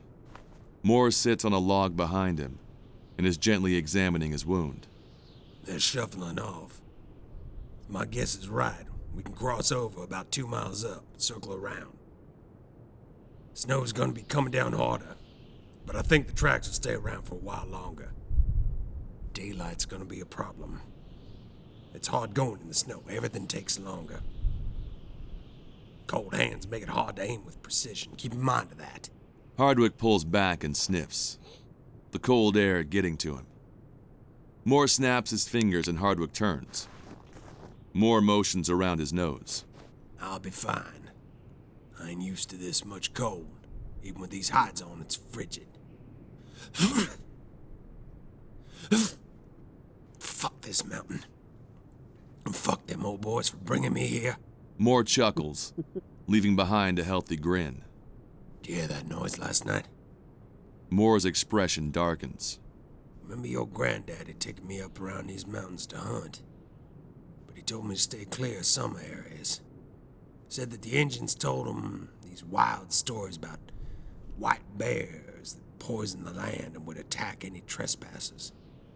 Told him they'd seem to come out of nowhere in the snow and vanish just as fast, pulling you with them back into the deepest frozen layers of hell. He never quite believed him, but then again, he still avoided coming up here. Like all them old stories, I imagine there's something of truth to them. But maybe not what we expect. And that worries me. Moore nods, more to himself. Hardwick turns. Hey, Tom? Moore nods again. Moments later, Moore's outer coat is off and left sleeve rolled up. The cloth wrapped around the wound has a spot of blood on it. Hardwick leans in and slowly pulls out the free end. He begins to unwrap. With each successive roll, the blood spot gets larger and larger until the stain envelops most of the cloth. Finally, the last layer.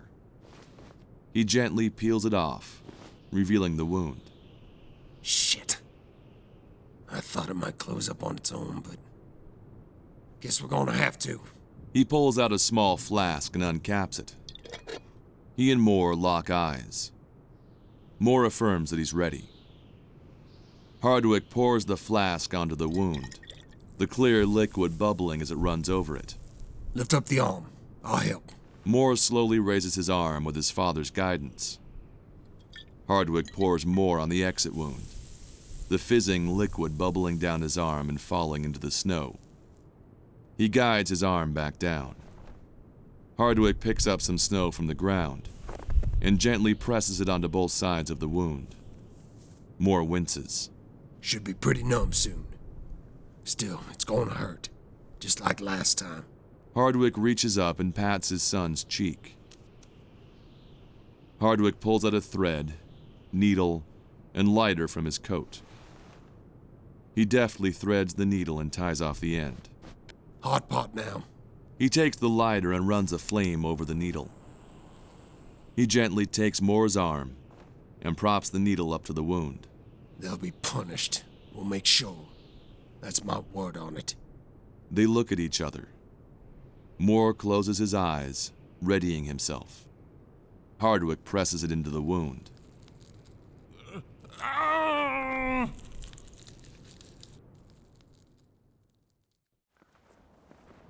Back with the group, the tracks meet up with an area of high disturbance in the snow. All right, here we are. Yep.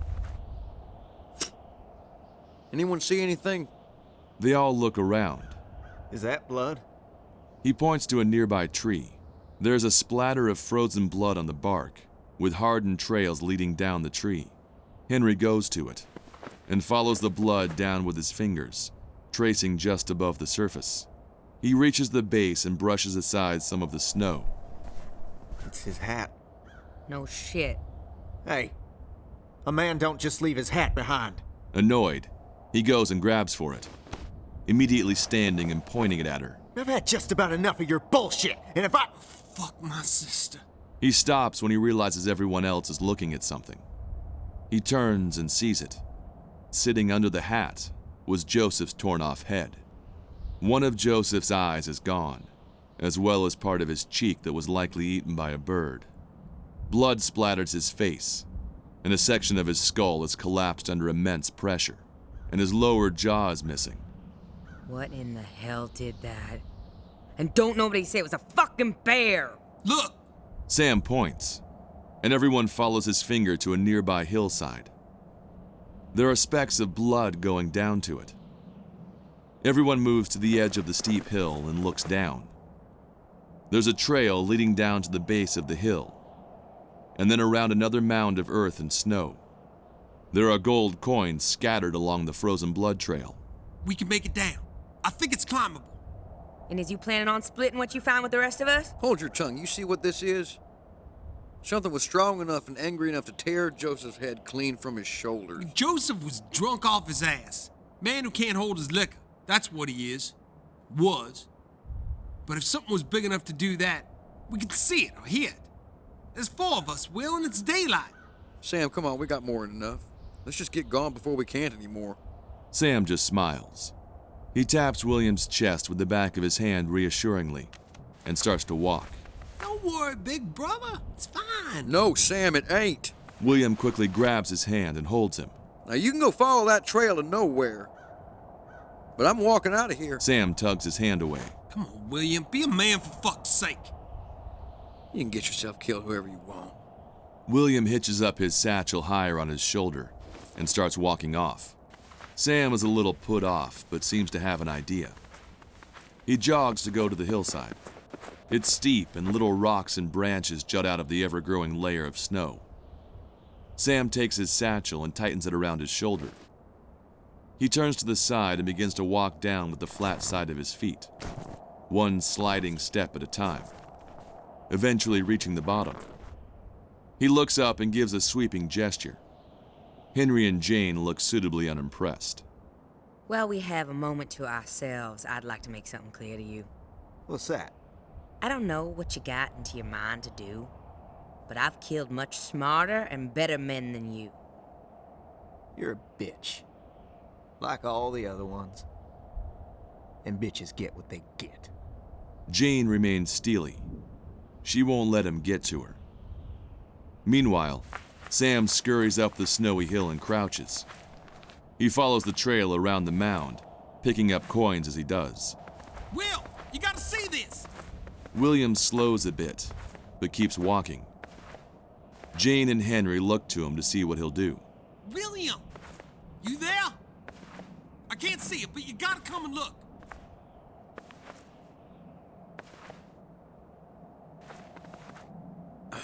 Fuck.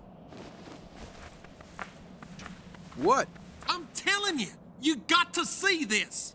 William shares glances with Jane and Henry, and they all decide to go down. Moments later, they're all looking down at something at the base of a tree, previously obscured by the mound. What kind of animal does this? From above, the tree looks surrounded by two concentric rings, each one made up of partially torn up and eaten body parts. Joseph's legs, ripped into 3 pieces, thigh, calf, foot. His hands, arms, various bones, all torn into smaller chunks and placed into the circles, seemingly at random. It almost looks like a big target from above. That ain't natural, Will. This is something else. William bends down and finds Joseph's missing eye staring up at him, set right next to his jaw like some grotesque partial face. We gotta move. I figure we got about 6 hours of daylight left, maybe a little more. If this thing has a territory, maybe we can get outside it by then. Wait. Look there. The coins are still on the ground, scattered around. But they also move off, farther up a ridge, and then they disappear over the top. It's right there, William. We might as well get it while we can. We ain't gonna get back up that hill, so we might as well. Sam, let me see the map. Maybe there's a quicker way out of here. Sam moves away, following the coins up the ridge. Sam? Get back here now, Sam. Jane pursues him. He ain't taking my share by himself. Henry follows as well. William is left with the group abandoning him to the coins. Finally, he goes after them.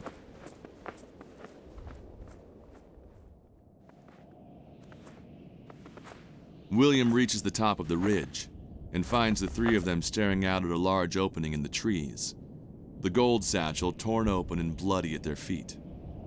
Trees have been clear-cut here, leading to a small black structure sitting at the far edge of the large expanse of open white. It looks long since abandoned. It's situated right against the mountain, and an old trail is visible farther into the forest beyond.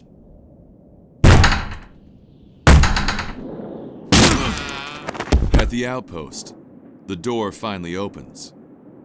William and Sam fall in as they tumble through. The interior is dark, little light getting in through the few grimy windows. There's a wood-burning stove in the corner, with a small pile of logs next to it. A table, a few chairs, and a bunk in the corner. An open tool set with a few items still there. essentially a single room suitable for 1 to 2 people to sleep in comfortably. All right, this'll work. They file out. We need more wood. Keep the fire going all night. Sam? Yeah. Henry? Sure. They trudge off together. Jane? How about I just keep an eye out here? As you will. He grabs his satchel and stands. I'm gonna see if there's more wood this way. If you want to not sit on your ass, you can grab some of those wooden planks. Get the windows fixed up. Before she can respond, he turns and moves off into the forest. She watches him go, making sure Henry and Sam are gone too. She pulls out the front of her pants and reaches down into them. She removes a long rag, and though seen indistinctly, it appears to have chunks of bloody tissue smeared down the center. It's her time of the month. She squats and buries it under some snow, making sure to create an extra large pile over it. She reaches into a pocket and removes another rag. Clean enough. She stuffs it back down the front of her pants. She looks around, making sure no one saw it. Meanwhile, William unexpectedly exits into a clearing. A large oval of trees surrounds the open space. Grass once covered the ground, now thick with fresh fallen snow. The wind is mostly blocked here, leaving the flakes to come down in gentle, rippling waves. It's peaceful. William notices something in the middle of the field. A black stone jutting from the earth, almost covered over with snow. He enters the field cautiously, leaving the safety of the trees. It's so quiet and calm. No animals, no wind, stillness. He walks out into the field and sets down his satchel next to the rock. He scans all around, careful for any sign of anything. Sure he's alone, he sits down on the rock, lowers his head, and shuts his eyes. Later in the evening, the windows of the outpost have planks on them, and Henry is busying himself by poking at the fire in the stove to get it going better. I've always prided myself on being able to make these nice and hot. There's a trick to it. I taught myself, actually. Jane, meanwhile, is helping William nail a plank up underneath the door handle to brace it. This'll hold our thing. Despite being right near the fire, Sam is shivering, a dusty woolen sheet pulled tight around him. Sam, you doing all right? Yeah, it's just a little cold. Just cold. How's that fire, Henry? Like I said, I'm working on it. Could you work your magic a little fucking faster? Withdrawals are setting in. William has an idea. He sits himself down next to Sam and removes a pack of cards from his coat. Will, or anyone really, happen to have some alcohol? Just a nip, a little bit. Come on, Sam, let's play. But Will, I need... We'll play cards, Sam. Just like last time, remember? Yeah, I remember. Cards? That's what you're doing? You can join in if you like. Get your mind off things. She doesn't know how to respond. He anticipates her. Do you trust me, Jane? No. Well, I don't trust you neither. But I don't trust whatever's out there even more. So tonight, the last night we're gonna be in this frozen shit pile, we're gonna not think about our empty stomachs or money weighing down our backs. We're just gonna play cards and wait. And while we wait, we're gonna listen to everything out there and hope we are all still drawing breath in the morning. Now, do you all want to do that and stay alive? He looks around at everyone else. Sam nods. Henry. Jane gives in and sits down with them. I'll deal.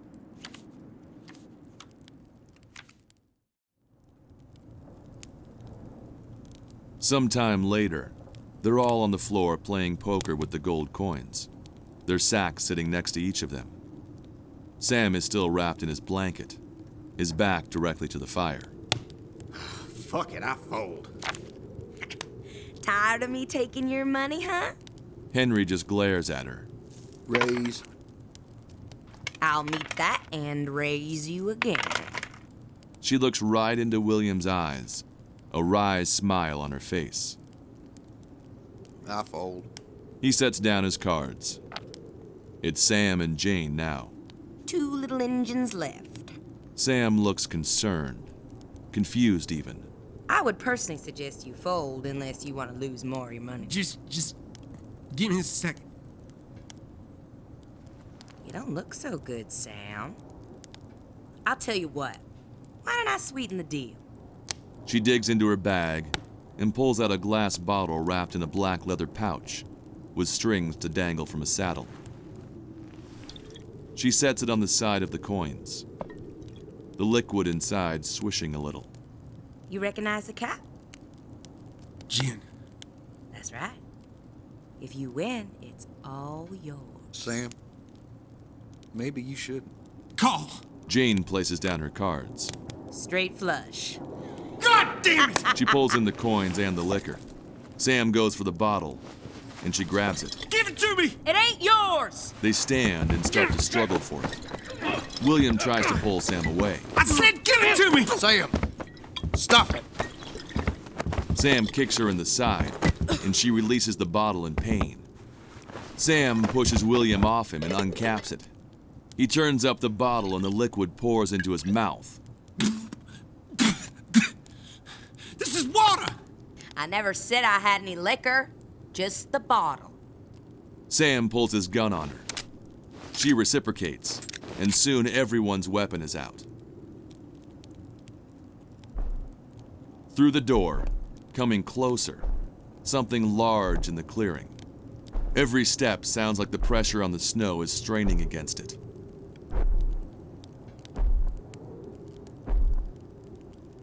Everyone turns their weapons to the door at the same time.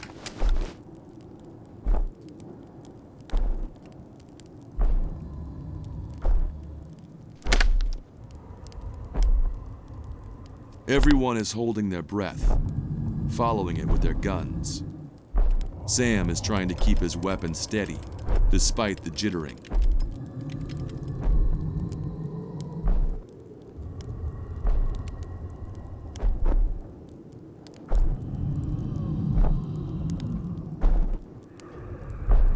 It stops at the door.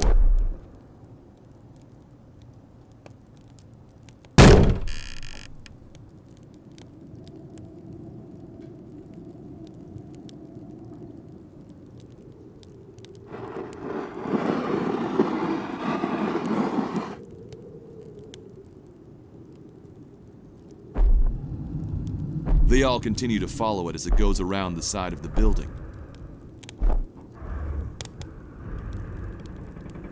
What in the hell's it? Look out! Everyone dives out of the way as a tree collapses from above, cutting straight through the ramshackle walls of the cabin and right onto the stove, sending flaming logs and sparks everywhere, and casting strange, rippling shadows around them. The entire roof is gone, as are much of the walls. Sam, freaked out, stands straight up and starts firing into the darkness around them. Trees. Rocks. The briefest glance at their hunter. Dead eyes staring in hunger. Wide mouth agape and drooling over its rows of teeth.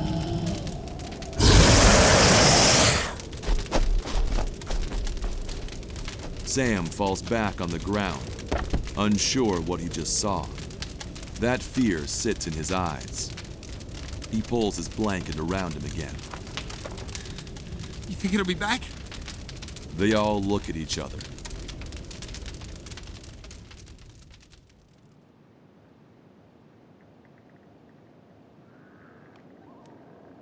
Just before dawn, everyone is still up, but very out of it. They have each camped out a position distant from each other to be comfortable, but close enough to not be at risk. Jane is seated against the remnants of a wall and listens. Visibility still low in the pre-dawn hour. Every sound from the forest puts her on edge.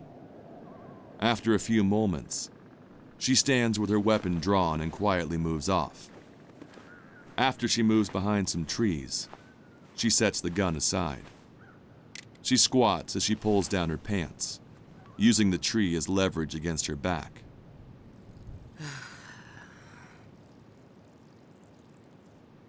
She takes a few steps forward and starts to pull up her pants when she hears a whistle next to her. And there's Henry, who punches her in the stomach.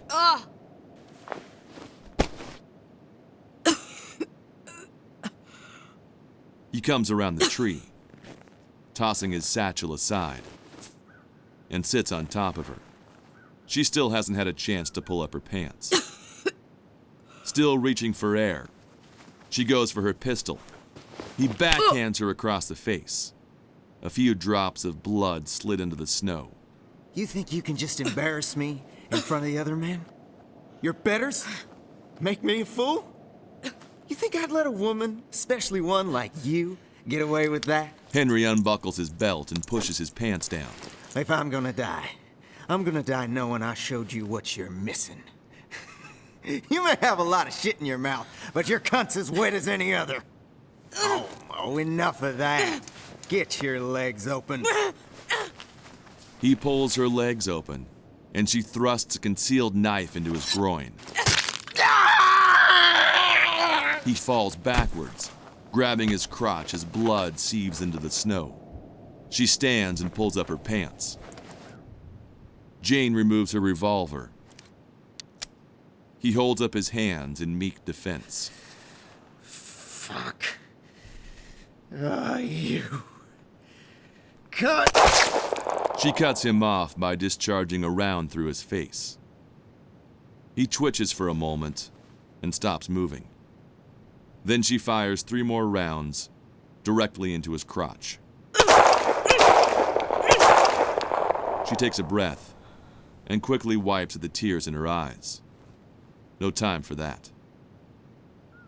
She crouches down next to him and pushes him over on his side. He landed on the satchel, now with a dark black-red stain soaked into it. She pulls it free from his corpse and opens it. Jane looks up. Sam has his rifle pointed at her. What in the fucking hell is this? She quickly pulls her gun on him. You want to lower that, Sam? No, he doesn't. You want to lower yours. William is there too, pointing his revolver at her. Bill, this ain't what you think. But I ain't gonna lower my weapon unless you both lower yours. No chance. Sam, cool it. Why don't you stand up? We'll talk. The day's brightness is quickly increasing as the red sunlight filters through the barren trees and reflects off the snow cover. Jane slowly rises, keeping the gun trained on Sam. He tried to do something foul to me. Didn't I see you two in the same room at that hotel back in town? That don't mean nothing. You seen how I spurned him. Don't tell me you've been blind to that. Maybe he thought he deserved it just the same. You give a man something like that once, he might think he's entitled. Ain't no one entitled to that. I say who lays in my bed, no one else.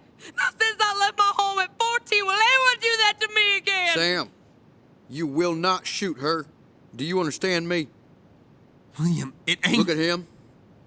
Look at where she shot him. And she's gonna shoot us there next! I did you boys a favor. You got more of a share now. Wouldn't you like it to just have it all for yourself? You see what she's doing, Will? It's been a plan from the start. Sam, I don't think she's doing what you're thinking. We should all lower our weapons. We can't trust her, Will, not now. As long as neither of you decide to get your dicks out around me, we'll be just fine. I give you my word. We got bigger issues besides. Is your word as good as when you tried to leave us? I'm fucking here, ain't I? You're here 'cause you knew what would happen if you didn't come. That don't matter, Sam. I wish I had just gone anyway. Instead of waiting for you assholes, I would have been better off. We gotta do this. Sam, no! Bill, it don't have to end like this. Yes, it does, William! None of them fired. Nobody is killing nobody unless I'm the one doing it.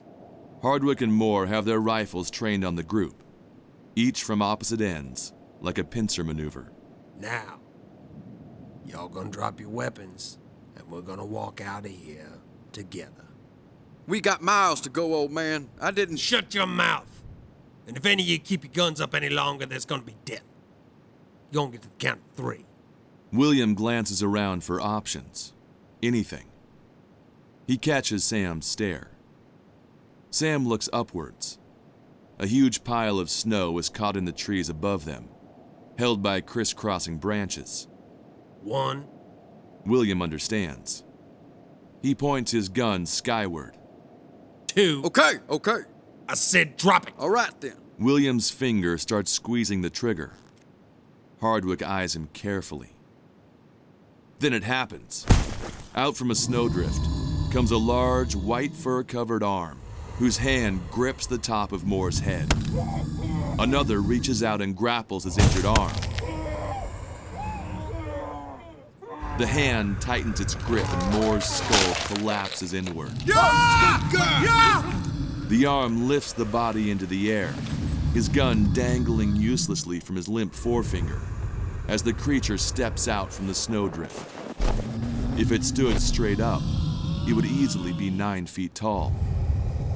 It seems to smile at first, then the rest of its mouth opens, the jaw unhinging as its rows of razor teeth are revealed. It clamps down on Moore's shoulder, using its jaw for leverage as it tears his body in half from shoulder to hip. Hardwick screams and begins to fire at it. A round grazes its arm. It releases a guttural howl and hurls the larger half of the body at Hardwick. Hardwick is thrown back as the corpse hits him. William and Sam turn and begin firing at the creature. Jane takes the opportunity and grabs at her sack of bloody gold, but the creature grabs it too. Jane freezes as it looks at her. She should have just run. It lunges and digs its claws into her shoulder. It dives into a hole in the ground just past the drift. William and Sam run after it and aim into the hole.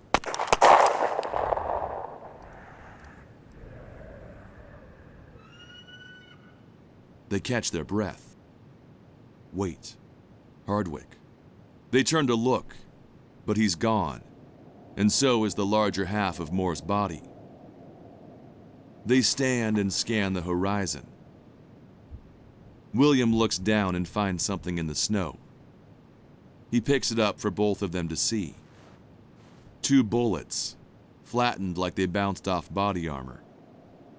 Quickly, they go and grab their satchels and start jogging, nearly running, away from the carnage through the forest path.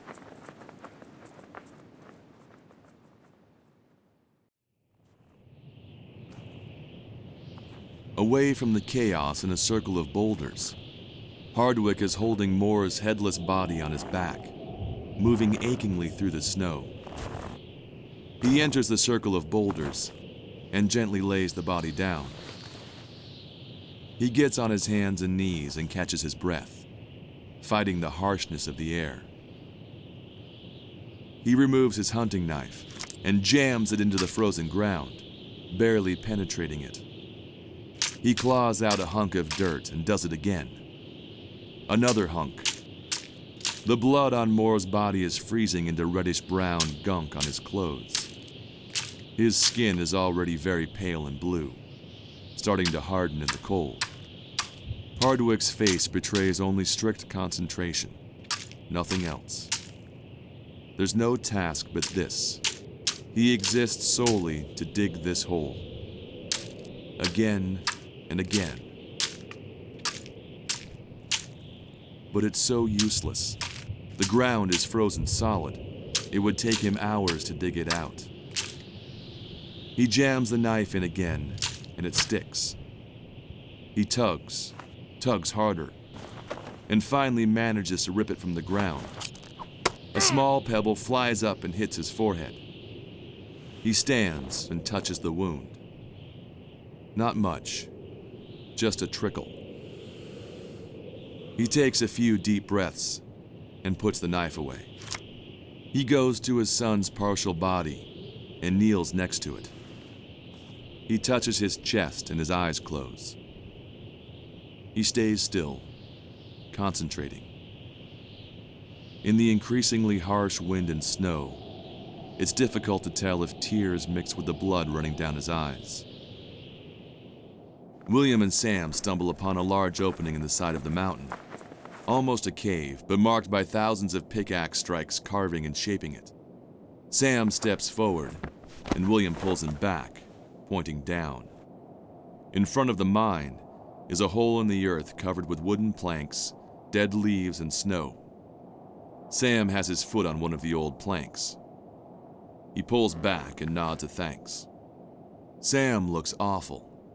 Red circles around his eyes, constantly shivering, unable to keep his hand steady, and the little anxious movements. William looks around the exterior. There's no way directly around. Wait. What? Listen. The forest has gone silent. No more birds, no more animals scurrying. Nothing. Sam approaches the dark, open maw. He closes his eyes and turns one ear intently to the blackness. Listening. Is there more under the chilly breeze whistling inside? Almost like the very faint sound of screaming. Anything? No. Never mind. Sam looks at the rotten wooden sawhorse that stands guardian at the entrance, with a sign painted on, the words still visible. Danger, do not enter. Underneath it is a noticeable symbol. Paired with Chinese characters, it looks like a red target. A circular center with two concentric rings surrounding it. Will, look at this. Same as the tree. Symbol for the mining company or whatever they were. But why did that thing... Maybe it was a warning. How do you figure? Think about it, Sam, for once in your life. All these men come up here with explosives and tools, and it sees this everywhere. It knows it means danger and death. Fuck. And now we don't have a way out. We can climb. Where? But according to the map. Oh, right, the map. You know, we wouldn't even be here if you read the fucking map correctly. Now, hang on. I couldn't have known about them hunters coming. No, but you could have led us to the right fucking trail. Or if you had left enough alone and come with me when I wanted to leave. Fuck you, Will. If I'm such a burden to you, why didn't you leave me a long time ago? I should have. All you have is your fucking drinking and despair. I don't need this. You can find your own way out. That's right, Sam. Run away from your problems like always, leaving me to clean up after your shit stains. All those times I kept you from his belt. Or from when he would come into our... I protected you. I should have left you to it. Fuck you. Fuck you! He turns and dives at William, and they wrestle in the snow. They both fly back and fall onto the rotting, frozen boards covering the giant hole in the ground.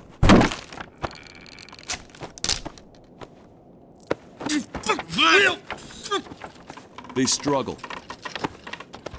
Sam reaches back and punches William in the stomach. William hangs on, but is dazed and falls over on his side. This finally cracks the last of the boards holding it up, and the whole thing collapses, taking down Sam's satchel with it, much to Sam's horror. Sam holds onto the edge and manages to avoid falling in, while William finds purchase on some of the roots in the earth. William holds tightly to them. His own satchel is a little above him to the right, caught on some of the roots. William looks up, only to see Sam reaching for the satchel. His fingers find a grip on the satchel's straps, and he hoists it up. Sam, what are you doing? Will, Sam has only a moment to look to his right before the creature plows into him, grabbing his leg with its teeth and pulling him into the air as it rushes off. The satchel plummets into the darkness. William jerks, just enough for his hold on the roots to slip.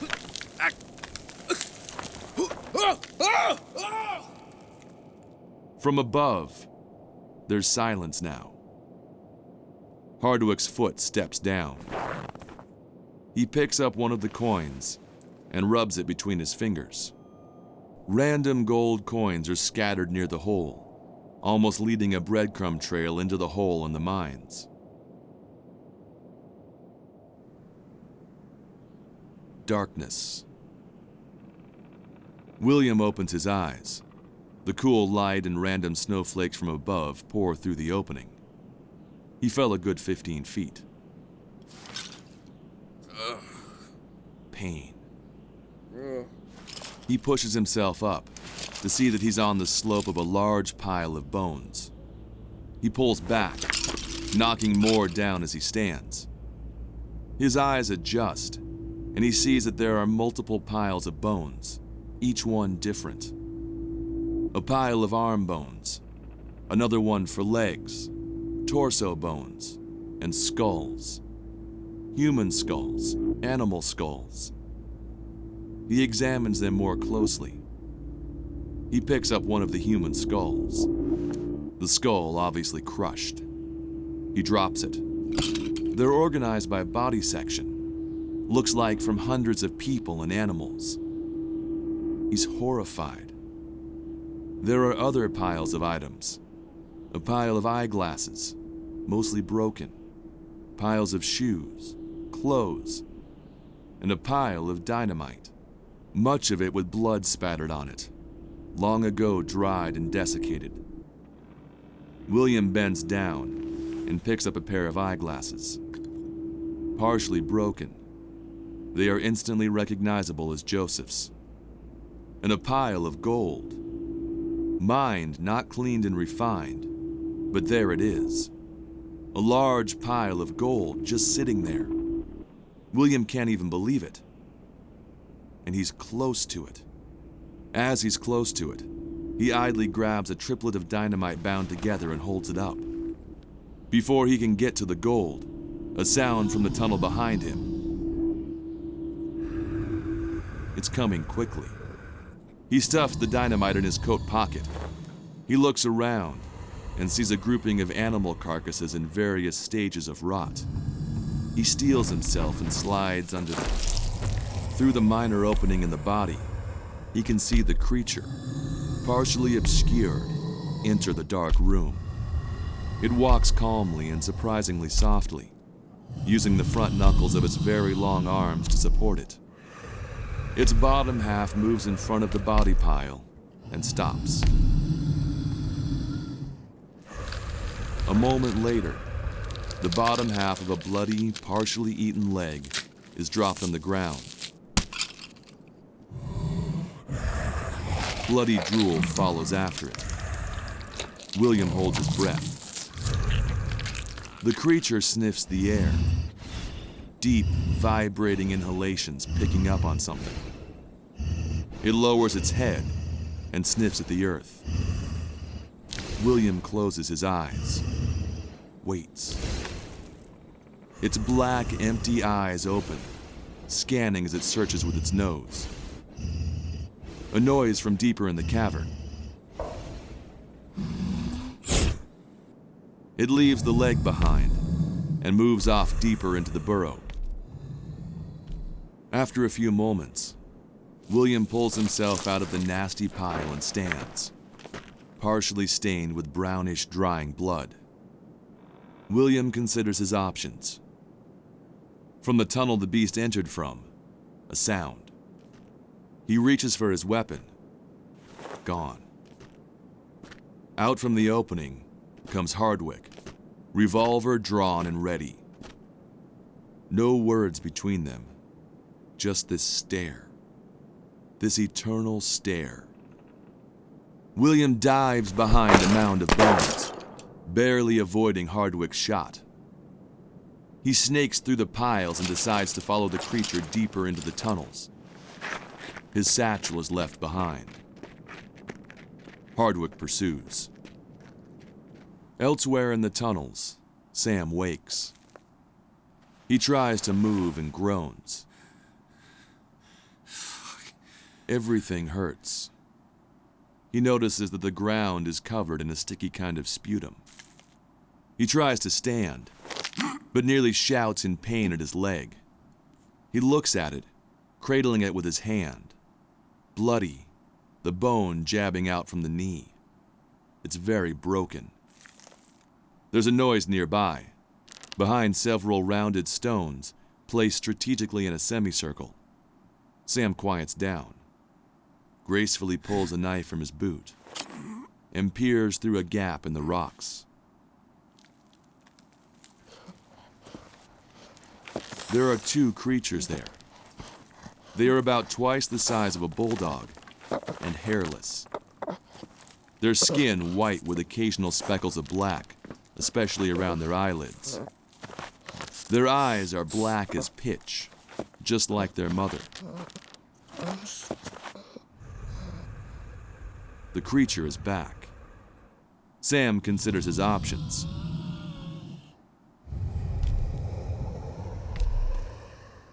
He turns his head away and lies still. The creature approaches from the tunnel entrance near the little ones. It gruffly barks at them, and they tumble over themselves to crawl to her. Sam listens intently. The creature plays with them a little, batting one in the head lightly. A moment later, it grabs each one of the napes of their necks and deposits them near Sam's legs. He closes his eyes. It nudges one and sounds a light bark.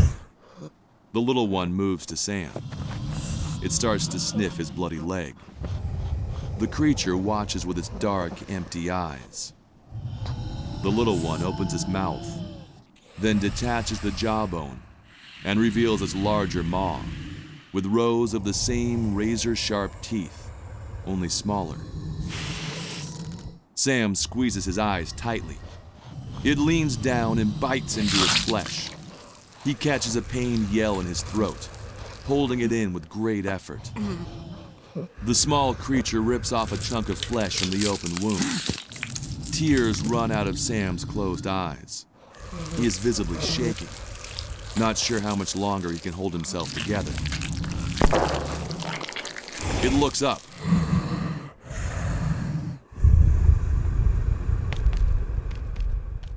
The little creature continues to eat Sam's leg.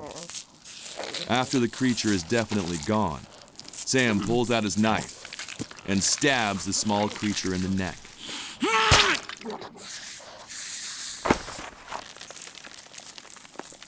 Sam tears the knife free and plunges it into the other little one.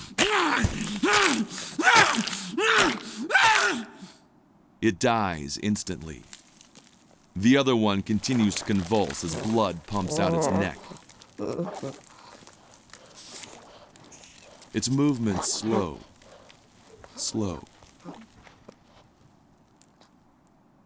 Sam doesn't react. He looks around and considers his next move. Then something in the background behind Sam shifts. It's a body covered in blood. It's Jane, lying face down in the dirt. Sam stares in horror at what she's become. What? Both of her legs have been completely chewed off, as well as her left hand. She reaches out for Sam with her right, 2 of the fingers missing. Sam looks at her face and finds one of her eyes has been chewed up. She is covered in blood. Please. She gurgles blood. Her right hand scrapes along the floor, reaching for the knife in his hand. Her sack sits behind her, the strap still loosely hooked under her half-eaten arm. As she shifts, gold pieces flow out from the open top, the shiny glimmers caked with multiple layers of dried blood. Sam backs up away from her creeping fingers. She pleads with her good eye. He backs up farther. No. He braces himself on a rock and stands. He continues backing up from the tunnel. He drops the knife, not even aware of what he's doing. She reaches out for him, burbling blood noises as she tries to raise her voice. She tries pulling herself, turning, reaching for him. The last thing Sam sees of her is her mutilated body stretching for him to kill her as she screams in agony. No!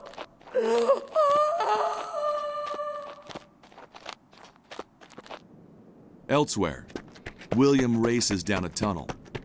Hardwick pokes himself around a corner and fires, just barely missing him. Hardwick pauses, waiting for a reprisal. William scrambles. He enters a central passage with 4 tunnel pathways. Which one? Hardwick takes the chance and creeps down the tunnel, gun aimed and ready. William approaches one tunnel and turns his ear. He listens. Hardwick creeps closer. There's a sound, distant, but something is coming through the tunnel. William pulls back and rushes off down an alternate route. Hardwick crouches and peers around the corner. Gun aimed. Nothing.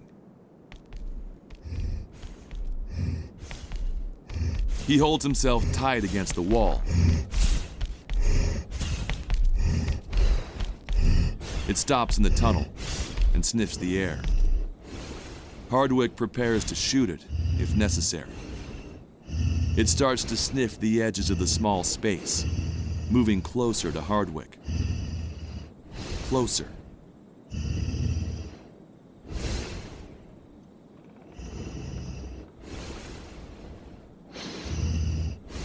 A noise. Its head snaps away. Then the rest of its body follows as it lumbers off down a tunnel.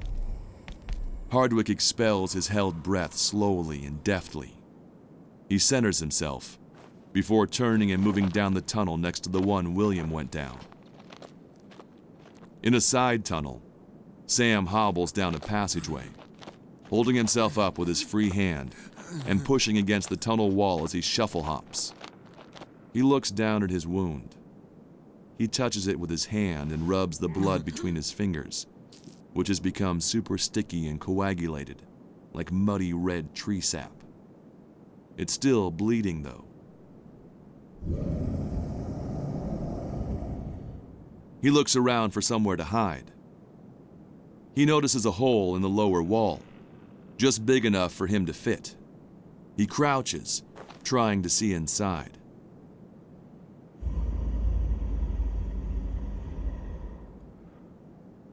He takes a breath and crawls into the unknown.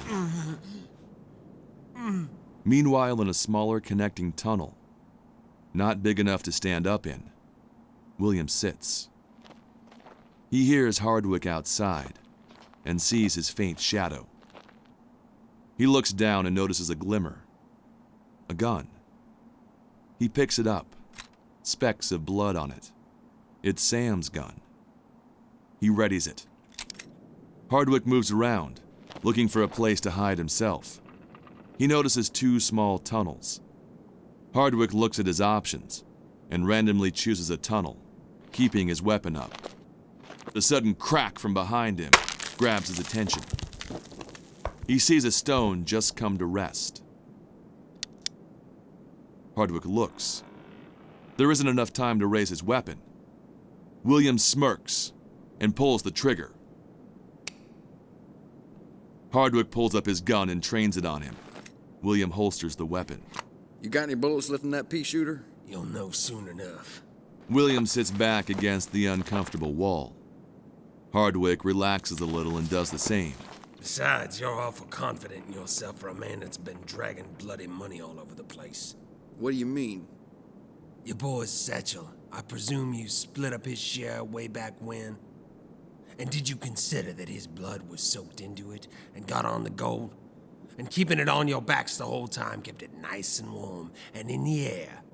You've been carrying the smell of blood everywhere you walk. William realizes this with dry horror.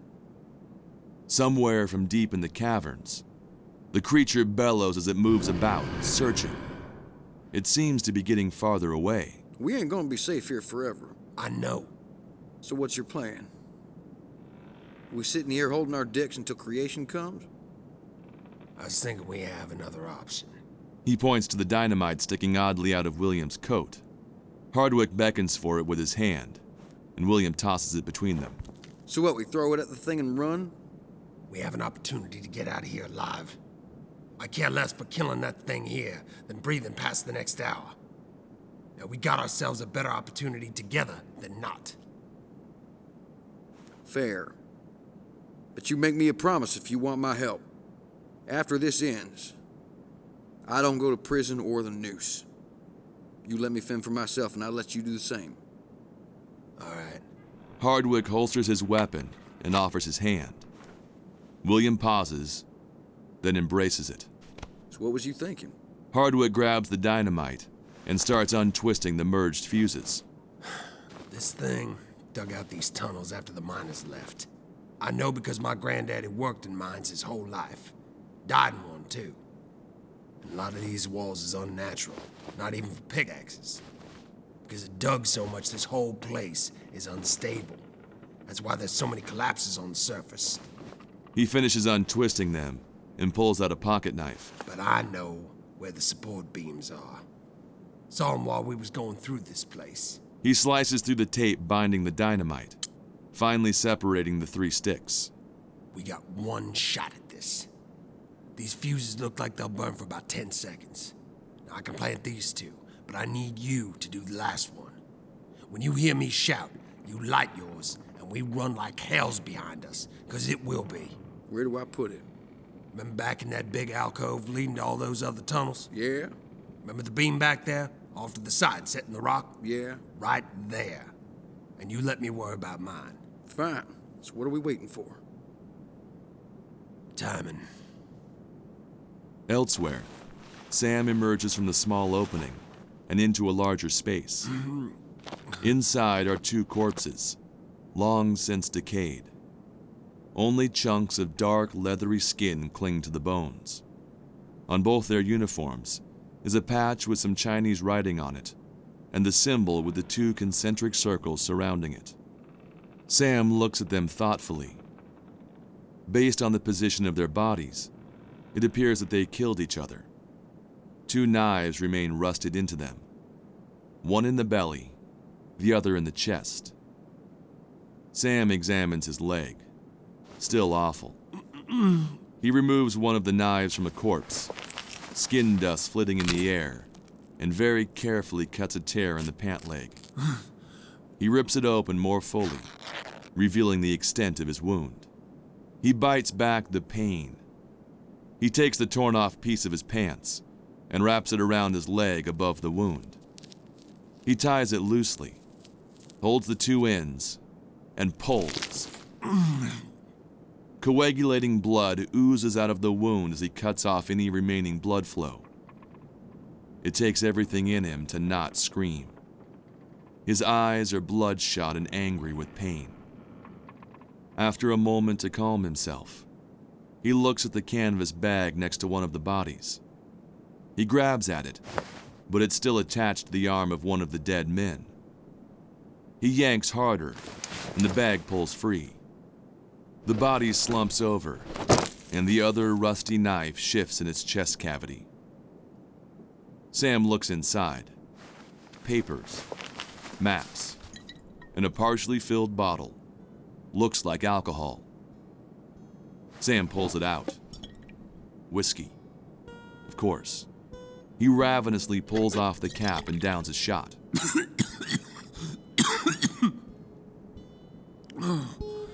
Sweet Jesus, thank you. Fuck. He looks at the corpse. Having a drink? More for me. He takes another gulp. His face curls up in disgust at the taste, but he downs it just the same. I do believe this is it. I thought it happened in the war, in a fight with the law. But this...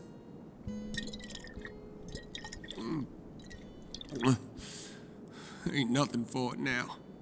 He leans over and gruffly yanks out the remaining larger knife from one of the corpses. He shifts forward and starts to stand. Further down the burrow, the creature moves into the nest. In the corner, Jane is finally dead, her bloodied body unmoving. Sam's knife is sticking out of her neck, her hand barely gripping it. The creature moves inside, past the stones, and looks. There are its babies, lifeless bodies sprawled where Sam left them. It leans down and nudges one gently, trying to coax it back to life. Its tongue comes out and licks the little one's face, but to no avail. It reaches down and gently scoops up the body. It touches the child's face with the pads of its fingers. Its children are dead.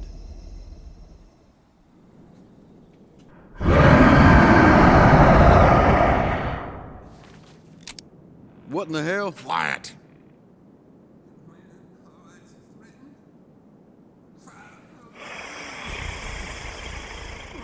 For the bonny blue flag that bears a single star.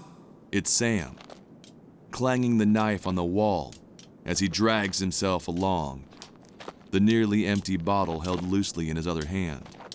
He takes his last swig and drops it on the ground. William hears. He smiles and laughs to himself. What's funny? We sang this in the war. He knows I hate it. Ain't you gonna go and try to help him? I think Sam finally got himself into something I can't help him with. And if you could, would you? Even after all he done? I guess you'll just have to live with the mystery. No time for it. Let's go. Now. They exit into the tunnel. Sam's almost spent. Hurrah! Hurrah! For Southern rights, hurrah! Hurrah for the bonny blue flag that bears a single star. The knife skids away on the ground. With great effort, he turns over and pushes himself up, bracing against the wall. He looks over, and there it is, fully seen for the first time. The fading red-orange light filtering through the ceiling holes makes it look like it's on fire. It looks at him, and it knows what he's done. The blood. The blood everywhere. All right, you sorry son of a bitch. In the alcove, William exits and finds the support beam. He places the dynamite and searches for matches. He pulls out a box and finds a single one left. He pulls out the wooden stick and prepares to light it.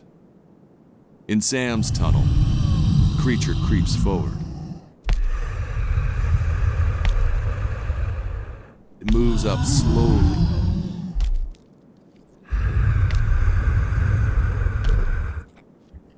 Its full size even more impressive as it bends down to stare Sam directly in his eyes, with those shiny black demon eyes inches from his face. The creature reaches up and grabs Sam's chest on either side, its massive hands nearly connecting with each other as it lifts him into the air. Hardwick finds two tunnel beams situated next to each other and places the dynamite on each, the fuses leading towards one another. He flicks a match and lights both quickly. Now! He gets up and runs. In the alcove, William takes one last look down the tunnel. In Sam's tunnel, the creature hears the shouting but ignores them. It and Sam just stare into each other. Finally. The creature presses inward, collapsing Sam's ribcage and firing blood up into the air out of his eyes and mouth like a muzzle blast. Hardwick exits the tunnel and runs past where William was, booking it. William is already climbing up a collapsing tunnel towards light, but Hardwick heads up fast. Meanwhile, the dynamite burns down.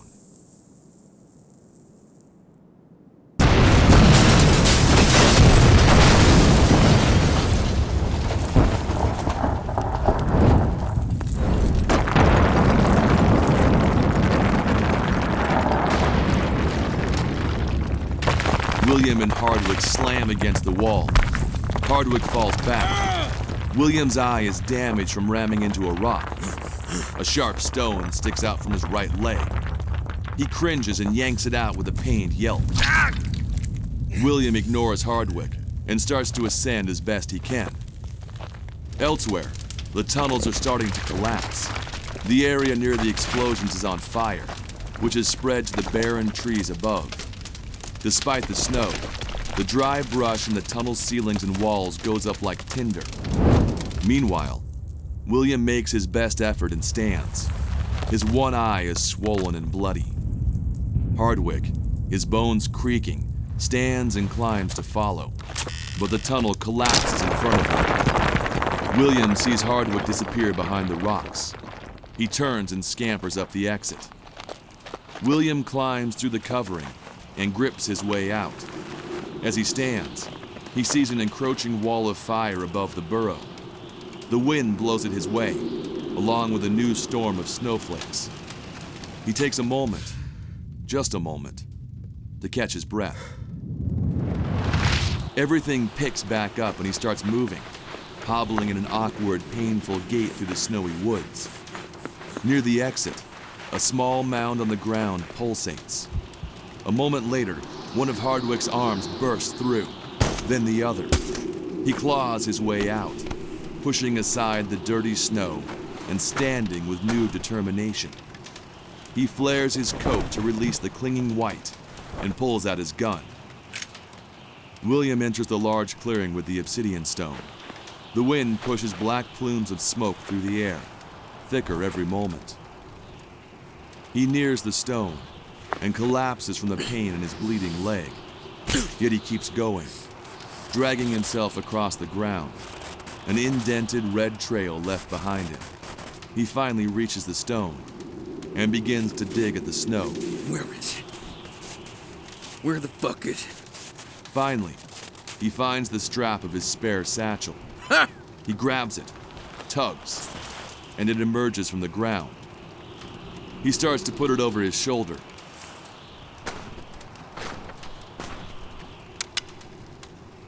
And there's Hardwick, gun trained on him.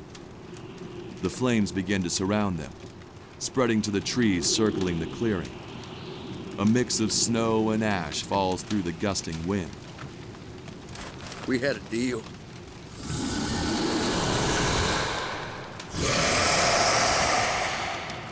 Deep through the tree line, the creature is on fire, its hair completely engulfed. Its face is starting to melt off, but yet it presses forward full of hate. William pushes himself up, trying to move, but realizes he can't. Hardwick walks over to him and presses the gun to his head. Do it! Instead, he leans down, picks up the satchel strap, and pulls it onto his own shoulder. Hardwick turns and begins walking away from him. William turns around on his belly in the snow to look at him. Fucker! For all your preaching, you're just a coward. You can't even live up to your word. Hardwick pauses.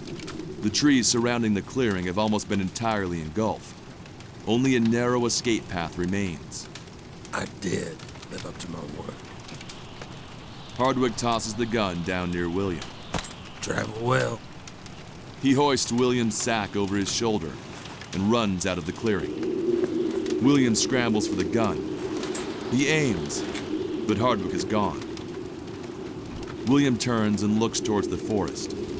He can see the creature approaching rapidly. William briefly aims the gun towards the trees, then looks down at his bleeding, distended ankle and the red snow all around.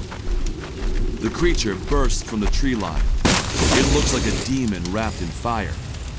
William turns and places the gun up against his throat. The creature runs at him, seconds away. That face. That fucking face.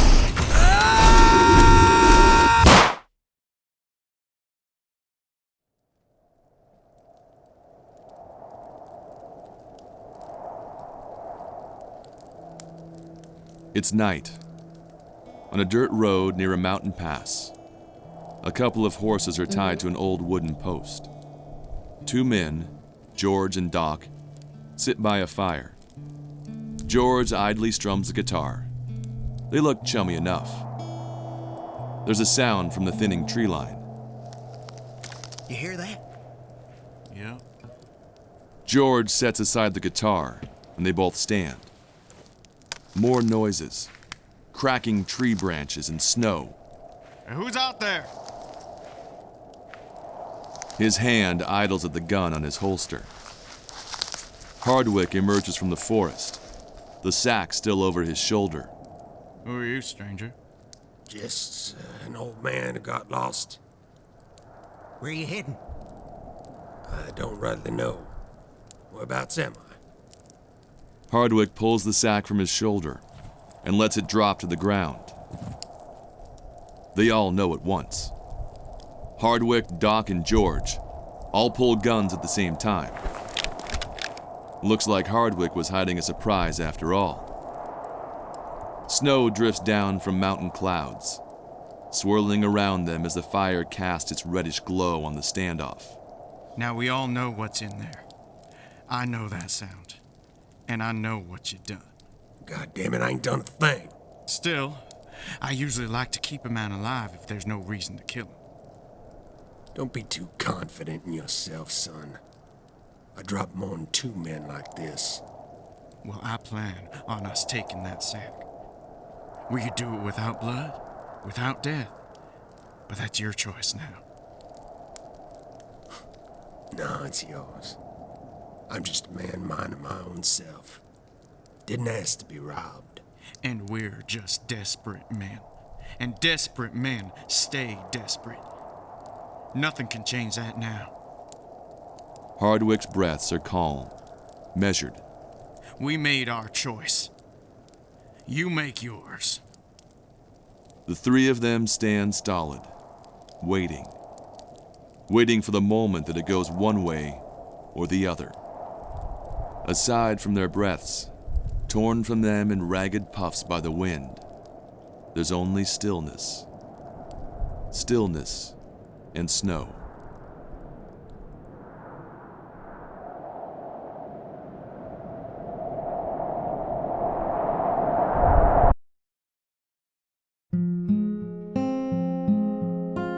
Unbeaten Path was written and directed by John Hollowak, with sound design by Kamiko Muwanguzi, sound engineering by Kerry Rourke, and music and editing by John Hollowak. Starring, in alphabetical order, Michael Bernardi as Joseph, Will Bradley as William, Jessica Carlson as Mia, Davis Cho as the Limbless Man, Whitney Ellis as Alyssa, Tim Friedlander as the narrator, Charlotte Galician as Jane, Arthur Kang as Daniel, Doc, the conductor, the hotel owner, and others. William Knight as Herbert Willis and Abraham Marin, Patrick Toth as Henry and George, and Mark McLean Wilson as Sam and Hardwick. With special thanks to Shirley Huang, Anatol Chavez, Ryan Olish, Natalie Mullen, and Miles Rand. All the sin of my heart is weighing me down a phase of weather lines will make tears run dry. And oh, will you love me? Oh, will you hold me tenderly? Oh, will you let me die? If you knew that I won't cry,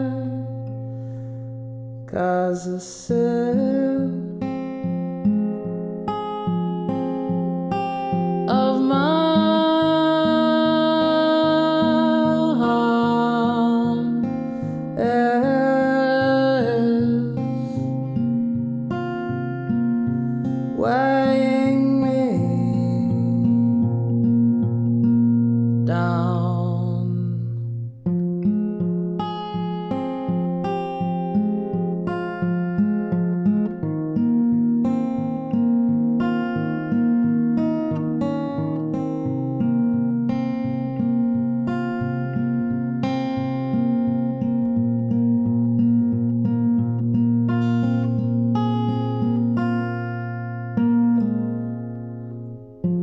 And now will you love me,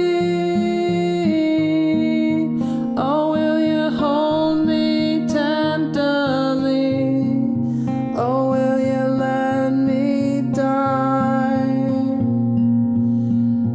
If you knew that I won't cry, 'cause a sip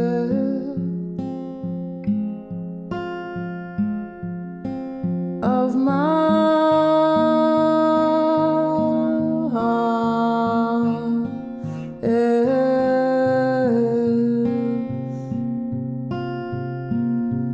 weighing me.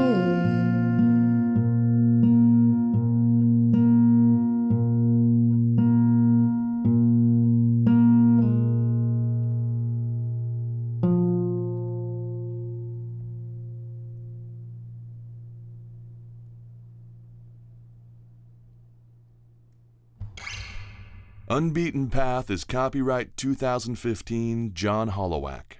All rights reserved.